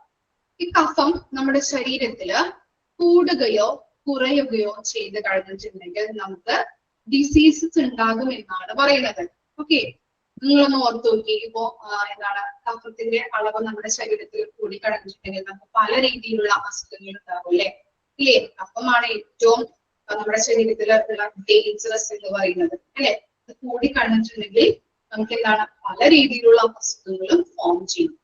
അതാണ് പറയുന്നത് വിദോഷങ്ങളില് ഏതെങ്കിലും ഒരെണ്ണത്തിന്റെ അളവ് കൂടിക്കഴിഞ്ഞിട്ടുണ്ടെങ്കിൽ എന്താണ് കൂടുകയോ കുറയുകയോ കഴിഞ്ഞിട്ടുണ്ടെങ്കിൽ എന്താ പറയുന്നത് കൂടുകയോ കുറയുകയോ കഴിഞ്ഞിട്ടുണ്ടെങ്കിൽ എന്താണ് അസുഖങ്ങൾ ഡിസീസസ് ഉണ്ടാവാനായിട്ട് ചാൻസ്. ഇത്രയും കാര്യങ്ങളാണ് ഇതിൽ പറയുന്നത്. അതുപോലെ തന്നെ ആയുർവേദയുടെ അഡ്വാൻറ്റേജസ് എന്തൊക്കെയാണ് പറയാൻ പറ്റുമോ?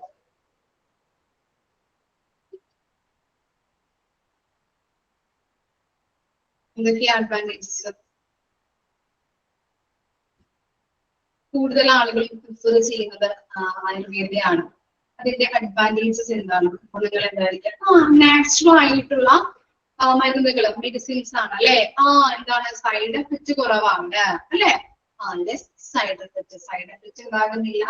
അവര് മരുന്നുകൾ എങ്ങനെയാ പ്രിപ്പയർ ചെയ്യുന്നത്, മാനുഫാക്ചർ ചെയ്യുന്നത് എങ്ങനെയാണ്? പ്ലാന്റ്സുകൾ, സസ്യങ്ങളൊക്കെ ഉപയോഗിച്ചിട്ടാണ് അല്ലെ? അതുപോലെ തന്നെ സൈഡ് എഫക്റ്റ് ഉണ്ടാകുന്നില്ല. പരമ്പരാഗതമായിട്ടുള്ള ചികിത്സാ രീതിയാണ് അല്ലെ ആയുർവേദം എന്ന് പറയുന്നത്. ക്ലിയർ ആയോ? അതെ, എക്കോ ഫ്രണ്ട്ലി ആണ് അല്ലെ?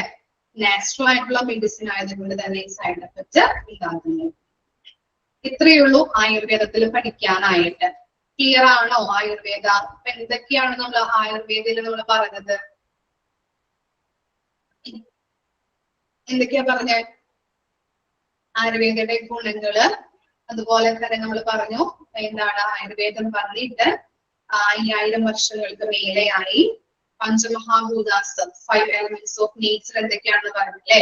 ഏതൊക്കെയാണ്? ആകാശം, വായു, ഭൂമി, ജലം, അഗ്നി. പ്രപഞ്ചത്തിലെ ഓരോ കണിക പോലും ഉണ്ടായിട്ടുള്ളത് 5 elements of നേച്ചറിലൂടെയാണ്, 5 elementsiലൂടെയാണ് അല്ലെ? അതുപോലെ തന്നെ നമ്മുടെ ഹ്യൂമൻ ബോഡിയിൽ ഈ 5 എലമെന്റ്സും ഒരു 3 രീതിയിലാണ് നിലനിൽക്കുന്നത്. ഏതൊക്കെയാണ്? അതാണ് ത്രിദോഷങ്ങൾ. അതായത് ഏതൊക്കെയാണ് ത്രിദോഷങ്ങൾ എന്ന് പറയുന്നത്? വാത, പിത്ത, കഫ. ഇനി ഇതിനകത്ത് ഏതെങ്കിലും ഒരെണ്ണത്തിന്റെ അളവ് നമ്മുടെ ശരീരത്തില് കൂടിക്കഴിഞ്ഞിട്ടുണ്ടെങ്കിൽ നമുക്ക് എന്തുണ്ടാവും? എന്ത് വരും? നമുക്ക് ഒന്നും വരില്ല. ഡിസീസസ് ഉണ്ടാവും. ഓക്കെ, ഇത്രയും കാര്യങ്ങളാണ് നമ്മൾ പഠിച്ചത്. അതുപോലെ തന്നെ ആയുർവേദയുടെ മീനിങ് അല്ലെ? സയൻസ് ഓഫ് ലൈഫ് എന്നുള്ളത് കൂടി ഓർത്ത് വെക്കണം. ഓക്കെ, വായിച്ചു നോക്കി ഇത്രയും കാര്യങ്ങള്. ഇൻട്രൊഡക്ഷൻ, ആയുർവേദ ഒക്കെ നമ്മൾ എഴുതിയതൊന്ന് ജസ്റ്റ് ഒന്ന് വായിച്ചു നോക്കി.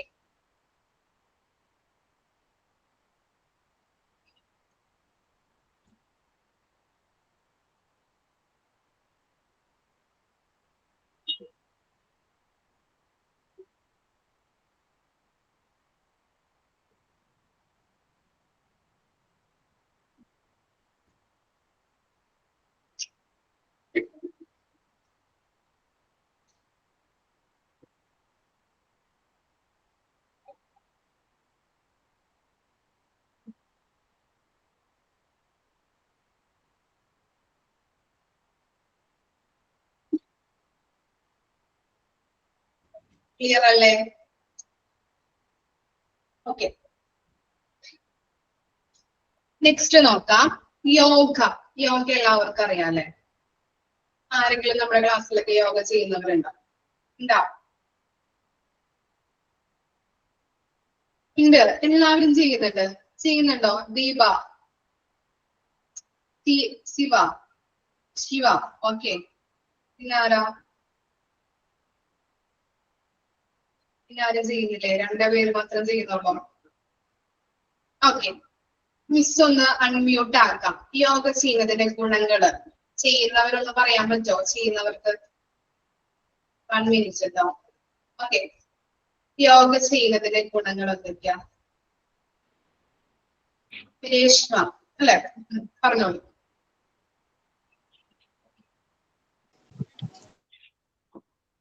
അൺമ്യൂട്ട് ആക്കിയിട്ട് പറഞ്ഞോളൂ, എല്ലാവർക്കും കേൾക്കാലോ.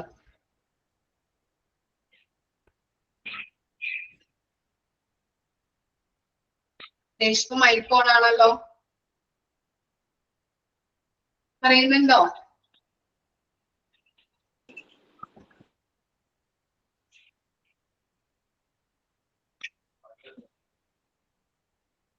ഇല്ല. വേറെ ആരെങ്കിലും ചെയ്യുന്നവരുണ്ടോ? ധന്യക്ക് പറയാൻ പറ്റോ? ആരെങ്കിലും ഒന്ന് പറയൂ.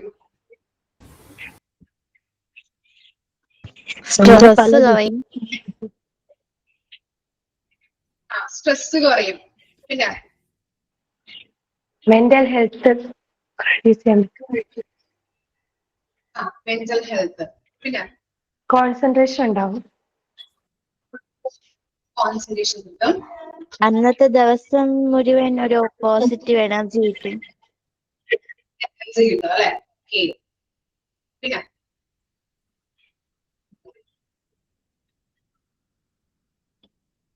Increase flexibility, strength, balance. വേറെ എന്തെങ്കിലും ഉണ്ടോ?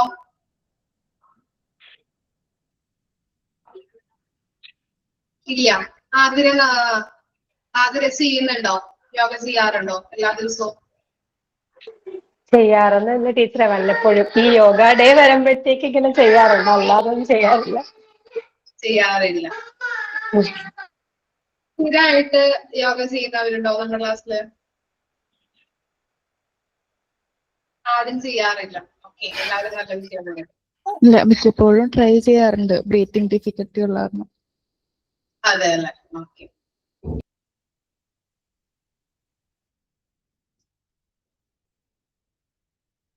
ബെറ്റർ സ്ലീപ്പ് കിട്ടും, നല്ല എനർജി കിട്ടും അല്ലെ? ഓക്കെ, നമ്മൾ പറഞ്ഞിരുന്നു. അപ്പോ എന്താണ് ഇംപ്രൂവ് ഇമ്മ്യൂണിറ്റി, ബ്രീത്തിങ് അല്ലെ? ടൈം കിട്ടുന്ന ദിവസങ്ങളല്ലേ, കുഴപ്പമില്ല. ഫിസിക്കൽ ഹെൽത്ത് അല്ലെ? നമ്മൾ പല പല അഡ്വാൻറ്റേജസ് യോഗ ചെയ്തത് കൊണ്ടുള്ള അഡ്വാൻറ്റേജസ് നമ്മൾ പറഞ്ഞല്ലേ. ഇനി നോക്കാം. Yoga is in both science and art that promote healthy living physically, mentally, morally and spiritually. എന്താണ് ഈ യോഗ ചെയ്യുന്നത് കൊണ്ടുള്ള ഗുണങ്ങൾ നമ്മൾ പറഞ്ഞു. നമുക്ക് യോഗ ചെയ്യുന്നത് കൊണ്ടുള്ള ഗുണങ്ങൾ എന്ന് പറഞ്ഞാൽ ഇതിൽ പറഞ്ഞിരിക്കുന്നത് ഒരു ആർട്ടാണല്ലേ യോഗ എന്ന് പറഞ്ഞത്. Science and ആർട്ടാണ്. പ്രൊമോട്ട് എന്തൊക്കെയാണ് പ്രോത്സാഹിപ്പിക്കുന്നത്? ഹെൽത്തി ലിവിംഗ് യോഗ പ്രോത്സാഹിപ്പിക്കുന്നുണ്ട്. നല്ല രീതിയിലുള്ള ഒരു ആരോഗ്യപരമായിട്ടുള്ള ജീവിതം നയിക്കാനായിട്ട് യോഗ സഹായിക്കുന്നുണ്ടെന്നാണ് പറയുന്നത്. അതുപോലെ തന്നെ അതിന്റെ ഗുണങ്ങൾ നമ്മൾ പറഞ്ഞു അല്ലെ? സ്ട്രെസ് റിലീഫ് ആവും. അതുപോലെ തന്നെ എന്താണ് ഒരു ഹാപ്പിനെസ് നമുക്ക് കിട്ടും. നല്ല രീതിയിൽ ഉറങ്ങാൻ പറ്റും നമുക്ക്. അതുപോലെ നമ്മുടെ രോഗങ്ങളെ കുറച്ചു കൊണ്ടുവരാനായിട്ട് ഈ യോഗ സഹായിക്കുന്നുണ്ട്. അതുപോലെ ഒരു പോസിറ്റീവ് ആയിട്ടുള്ള മൈൻഡ് ക്രിയേറ്റ് ചെയ്തെടുക്കാൻ പറ്റും. ഹെൽത്തി ബോഡി മെയിൻറ്റെയിൻ ചെയ്യാൻ പറ്റും. അങ്ങനെയുള്ള പല രീതിയിലുള്ള അഡ്വാൻറ്റേജ് നമ്മൾ പറഞ്ഞിരുന്നു. അതുപോലെ തന്നെ ഈ ഹോർമോൺ ഡിസീസിനെയൊക്കെ പ്രിവെന്റ് ചെയ്യാനായിട്ടും യോഗ കൊണ്ട് സഹായകമാണ്. ഹോർമോൺ ഡിസീസ് ഒക്കെ ഉണ്ടായിട്ടുണ്ടെങ്കിൽ അതിനൊക്കെ നമുക്ക് തടയാനായിട്ടും യോഗ ഹെൽപ്പ് ചെയ്യുന്നു. ഓക്കെ, ഇനി നെക്സ്റ്റ് ആണ് Unani system. Unani system of medicine tries in promotion of health, prevention of diseases and cure. അതുപോലെ തന്നെ ഈ യുനാനി മെഡിസിൻ എന്തിനെ ഹെൽപ്പ് ചെയ്യുന്നുണ്ടെന്നാണ് പറയുന്നത്? നല്ല രീതിയിലുള്ള ഹെൽത്ത്, ആരോഗ്യപരമായിട്ടുള്ള രീതിയിൽ നമുക്ക് ജീവിതം നയിച്ചുകൊണ്ട് പോകാനായിട്ട്, അതുപോലെ തന്നെ രോഗങ്ങളെ പ്രിവെന്റ് ചെയ്യാനായിട്ടും തടയാനായിട്ടും യുനാനി മെഡിസിൻസ് സഹായകമാണ്. ഇനി ഫാദർ ഓഫ് യുനാനി ആരാണെന്ന് അറിയോ? Who is the father of Unani?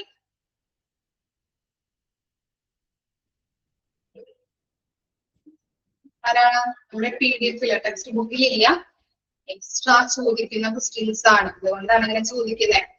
അറിയോ ആരാണെന്ന്? Who is the father of Unani? Okay, exam നോട്ടായിട്ട് അവിടെ എഴുതി വെക്കാം കേട്ടോ, എഴുതി വെക്കാം. Father of Unani Hippocrates. അറിയുന്നവരെ ഇതെന്താ, അറിയാത്തവര് എഴുതി വെക്കാം, ക്വസ്റ്റ്യൻസ് ചോദിക്കാറുണ്ട് എക്സാമിന്. ഫാദർ ഓഫ് യുനാനി എന്താ? ഹൈഫൺ ഇതാ, ഹിപ്പോക്രാറ്റസ്. സ്പെല്ലിംഗ് അറിയാത്തവര് കമന്റ് ചെയ്തിട്ടുണ്ട് കുട്ടികള്. അപ്പൊ അത് നോക്കിയിട്ട് എഴുതാം കേട്ടോ.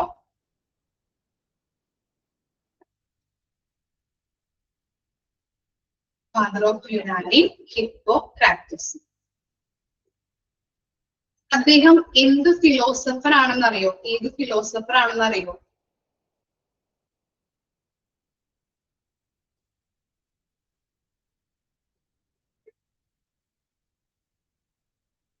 ഗ്രീക്ക് ഫിലോസഫർ ആണ് കേട്ടോ. ഗ്രീക്ക്.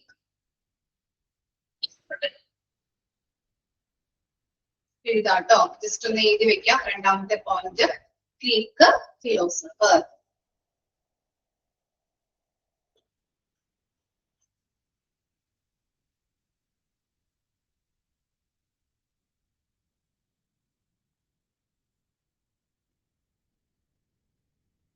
ഓക്കെ, ഇനി മൂന്നാമത്തെ പോയിന്റ് ഈ യുനാനി സിസ്റ്റത്തില് രണ്ട് പ്രിൻസിപ്പിൾസ് ഫോളോ ചെയ്യുന്നുണ്ട് അവര്. ഓക്കെ, ജസ്റ്റ് ഒന്ന് എഴുതി വെക്കാം. This system is based on two principles. This system is based on two principles.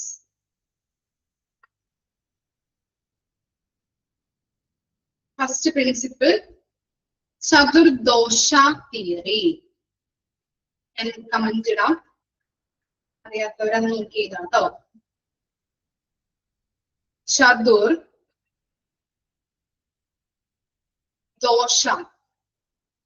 ദോഷ theory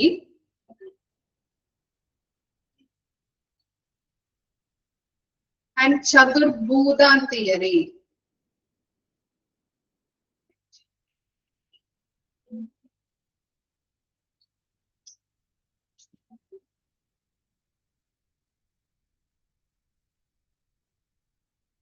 Chadurdosha theory and Chaturbhuda theory.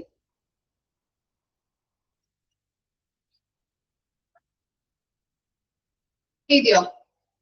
അതുപോലെ തന്നെ ഈ യുനാനി സിസ്റ്റത്തിലും അവര് പറയുന്നത് the system is said that 4 components are seen in the human body. നമ്മുടെ ശരീരത്തില് 4 component ഉണ്ടെന്നാണ് പറയുന്നത്. ഏതൊക്കെയാണ്? ചതുർഭൂത, ഭൂത, TH.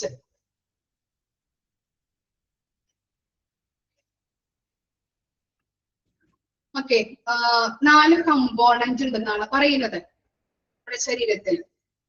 ഫസ്റ്റ് കമ്പോണന്റ് എന്ന് പറയുന്നത് ബ്ലഡ്.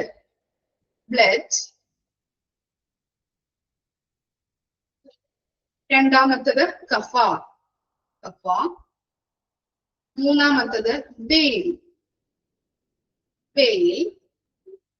നാലാമത്തത് ബ്ലാക്ക് വെയിൽ.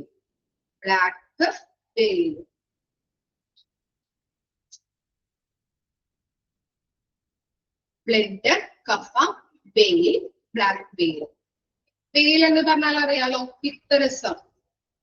അതിനെയാണ് വെയിൽ എന്ന് പറയുന്നത്. അവര് പറയുന്നത് നമ്മുടെ ഹ്യൂമൻ ബോഡിയിൽ 4 കമ്പോണൻസ് ഉണ്ട്. ഓക്കെ, പറയാം. അപ്പോ എന്താണ്? 4 കമ്പോണൻസ് ഉണ്ട്. ബ്ലഡ്, വെയിൽ, കഫ, ബ്ലാക്ക് വെയിൽ.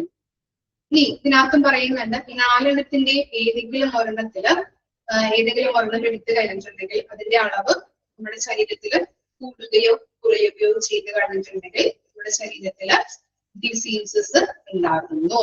അതും കൂടി അതിനകത്ത് അവര് പറയുന്നുണ്ട് കേട്ടോ. ജസ്റ്റ് ഒന്ന് കുറിച്ച് വെച്ചാൽ മതി.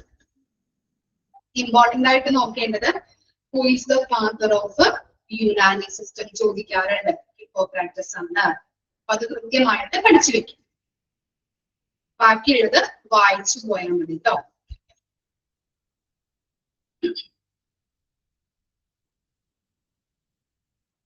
ഓക്കെ ആണോ? യുനാനി സിസ്റ്റം ക്ലിയർ ആയോ?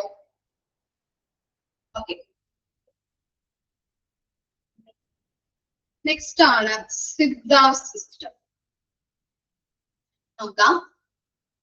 Siddha system attempts to define disease as the condition in which the normal equilibrium of the 5 elements in human beings is that result in different forms of discomfort.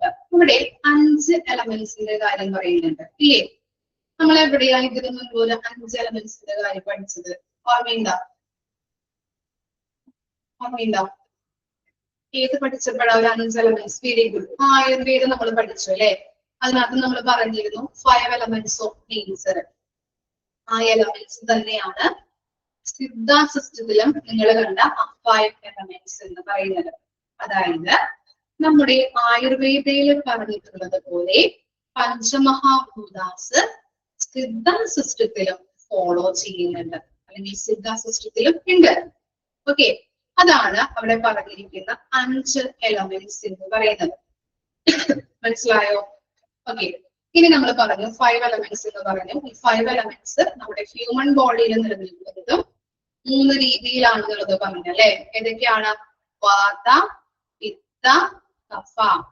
അതിനെ common ആയിട്ട് പറയുന്ന പേരാണ് ഇത് ത്രിദോഷ. ഇത്രയും വരെയും നമ്മൾ ഇതിലും ഫോളോ ചെയ്യുന്നുണ്ട്, സിസ്റ്റത്തിലും പറയുന്നുണ്ട്. ക്ലിയർ ആണോ? ഇത്ര വരെ. ഇനി നമ്മൾ പറയുന്നുണ്ട്, ഇനി ഈ സിദ്ധ സിസ്റ്റം ജനറേറ്റ് ചെയ്യപ്പെട്ടത് ഏത് കൾച്ചറിൽ നിന്നാണ്? പറയാൻ പറ്റോ? സിദ്ധ സിസ്റ്റം വന്നിരിക്കുന്നത് ഏത് കൾച്ചറിൽ നിന്നായിരിക്കാം? എവിടെയെങ്കിലും പഠിച്ചിട്ടുണ്ടോ നിങ്ങള്?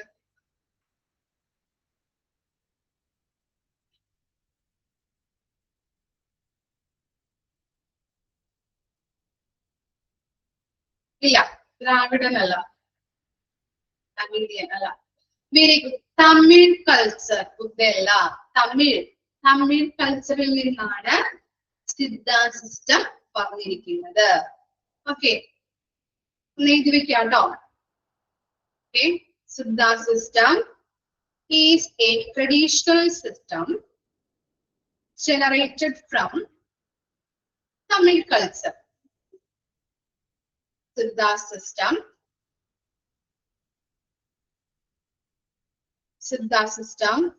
is a traditional system generated from Tamil culture. Tamil culture എന്നുള്ളത് അതിൽ തമിഴ് എന്നുള്ളത് ഓർത്ത് വെക്കണം കേട്ടോ, വെരി ഇമ്പോർട്ടന്റ് ആണ്, ചോദിക്കാറുണ്ട്. ഓക്കെ, അതുപോലെ തന്നെ നമ്മൾ പറഞ്ഞിരുന്നു ആയുർവേദത്തിലെ 5 എലമെന്റ്സ് ഓഫ് നേച്ചറും ത്രിദോഷങ്ങളും ഇവിടെയും ഫോളോ ചെയ്യുന്നുണ്ട്. അതാണ് അവിടെ കൊടുത്തിരിക്കുന്ന 5 എലമെന്റ്സ് എന്ന് പറയുന്നത്. ഓക്കെ, ആ കൺസെപ്റ്റും സിദ്ധ സിസ്റ്റത്തില് ഉണ്ട് എന്നുള്ളത് ഓർത്ത് വെക്കാം. സിദ്ധ സിസ്റ്റത്തില് നമ്മൾ പഠിക്കേണ്ടത് തമിഴ് കൾച്ചർ എന്നുള്ളത് കൃത്യമായിട്ട് ഓർത്ത് വെക്കണം. ഓക്കെ, എത്ര വരെ ഓക്കെ ആണോ? സിദ്ധ സിസ്റ്റം വരെ. ഓക്കെ, ഇനി ഇതിനകത്ത് ഒരു പ്രിൻസിപ്പിളും കൂടിയും അവര് പറയുന്നുണ്ട്. ജസ്റ്റ് ഞാൻ പറയാം, ചോദിക്കാറൊന്നുമില്ല, ജസ്റ്റ് ഒന്ന് ഓർത്ത് വെച്ചാൽ മതി. സിദ്ധ സിസ്റ്റത്തിലും ഒരു പ്രിൻസിപ്പിളിനെ കുറിച്ച് പറയുന്നുണ്ട്. ആ പ്രിൻസിപ്പിൾ ഇതാണ്: food is A medicine and medicine is food. Food is medicine and medicine is food. എന്താണെന്ന് വെച്ച് കഴിഞ്ഞാൽ നമ്മള് നല്ല രീതിയിലുള്ള ആഹാരം ഫോളോ ചെയ്യുകയാണെങ്കിൽ നമുക്ക് ആരോഗ്യം ഉണ്ടാവും. ബാഡ് ഫുഡ് കഴിച്ചു കഴിഞ്ഞിട്ടുണ്ടെങ്കിൽ നമുക്ക് എന്താണ്? ഡിസീസസ് ഉണ്ടാകും എന്നാണ് ഇത് പറയുന്നത്. Okay, food is medicine and medicine is food. നല്ല ഫുഡ് കഴിച്ചു കഴിഞ്ഞിട്ടുണ്ടെങ്കിൽ നമുക്ക് ആരോഗ്യം ഉണ്ടാവും അല്ലെ?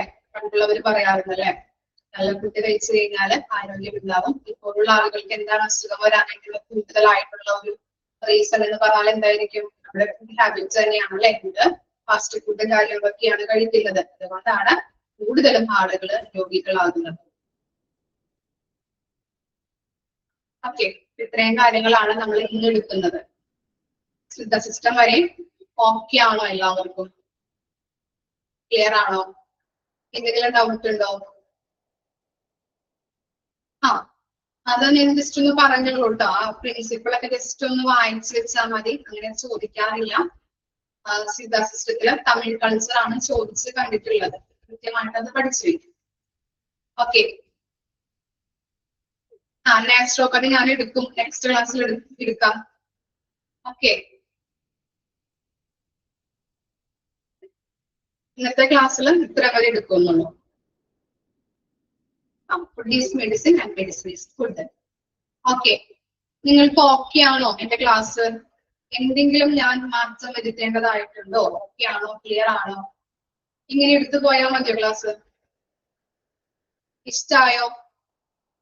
ഓക്കെ ആണ്? ക്ലിയർ ആണ്? ഓക്കെ, ഇങ്ങനെ തന്നെ എടുത്ത് പോവാം നമുക്ക് കേട്ടോ. പിന്നെ അധികം ഇംഗ്ലീഷ് ഒക്കെ യൂസ് ചെയ്യാത്തത് നമുക്ക് എന്താണ് 10ാം ക്ലാസ് ബേസ്ഡ് ആയിട്ടുള്ള കുട്ടികളൊക്കെ ആയിരിക്കും. അതുകൊണ്ട് തന്നെ ഇങ്ങനെയാണ് എല്ലാവർക്കും മനസ്സിലാവുന്ന രീതിയിലാണ് ഫോളോ ചെയ്ത് പോവാം.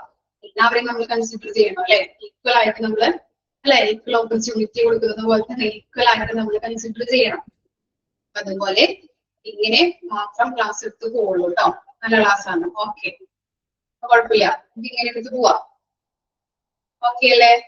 മോക്ക് ടെസ്റ്റ് മിസ് തരാം. മോക്ക് ടെസ്റ്റ് ചെയ്ത് നോക്കിയിട്ട് നാളെ മോക്ക് ടെസ്റ്റ് കിട്ടുള്ളൂ. ഓക്കെ, ടെൻഷൻ ഒന്നും ആവണ്ട, നാളെ മോക്ക് ടെസ്റ്റ് കിട്ടും. അപ്പൊ എന്തെങ്കിലും ഡൗട്ട് ഉണ്ടെങ്കിൽ മിസ് ക്ലാസ്സിൽ വരുമ്പോൾ മിസ്സിനോട് ചോദിക്കാം. ഓക്കെ, അപ്പൊ തന്നെ നിങ്ങൾ ചെയ്ത് പോകണം കേട്ടോ. അല്ലെങ്കിൽ നിങ്ങൾക്ക് വെച്ച് കുട്ടി ഇരുന്നിട്ടുണ്ടെങ്കിൽ അത് മടിയന്മാരെ ചുമക്കുന്നത് പോലെ ആകും. അതുകൊണ്ടാണ് പറയുന്നത് മോക്ക് ടെസ്റ്റുകൾ നിങ്ങൾ സ്റ്റുഡൻറ്റ് ആയിട്ട് ചെയ്ത് നോക്കാം. എന്തെങ്കിലും ഡൗട്ട് ഉണ്ടെങ്കിൽ ഓരോ മിസ്സിന്റെയും മോക്ക് ടെസ്റ്റ് ചെയ്ത് നോക്കാം. എന്തെങ്കിലും ഡൗട്ട് ഉണ്ടെങ്കിൽ ആ മിസ്സുമാരോട് ചോദിക്കും. Okay okay, thank you. അപ്പോ നെക്സ്റ്റ് ക്ലാസ്സിൽ കാണാം.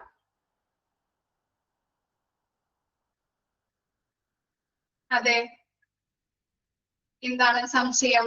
എന്തെങ്കിലും സംശയം ഉണ്ടോ? പ്രൊഫഷണൽ ടീച്ചിങ് തന്നെയാണോ? എന്ത് പറ്റി അങ്ങനെ ചോദിക്കാനായിട്ട്?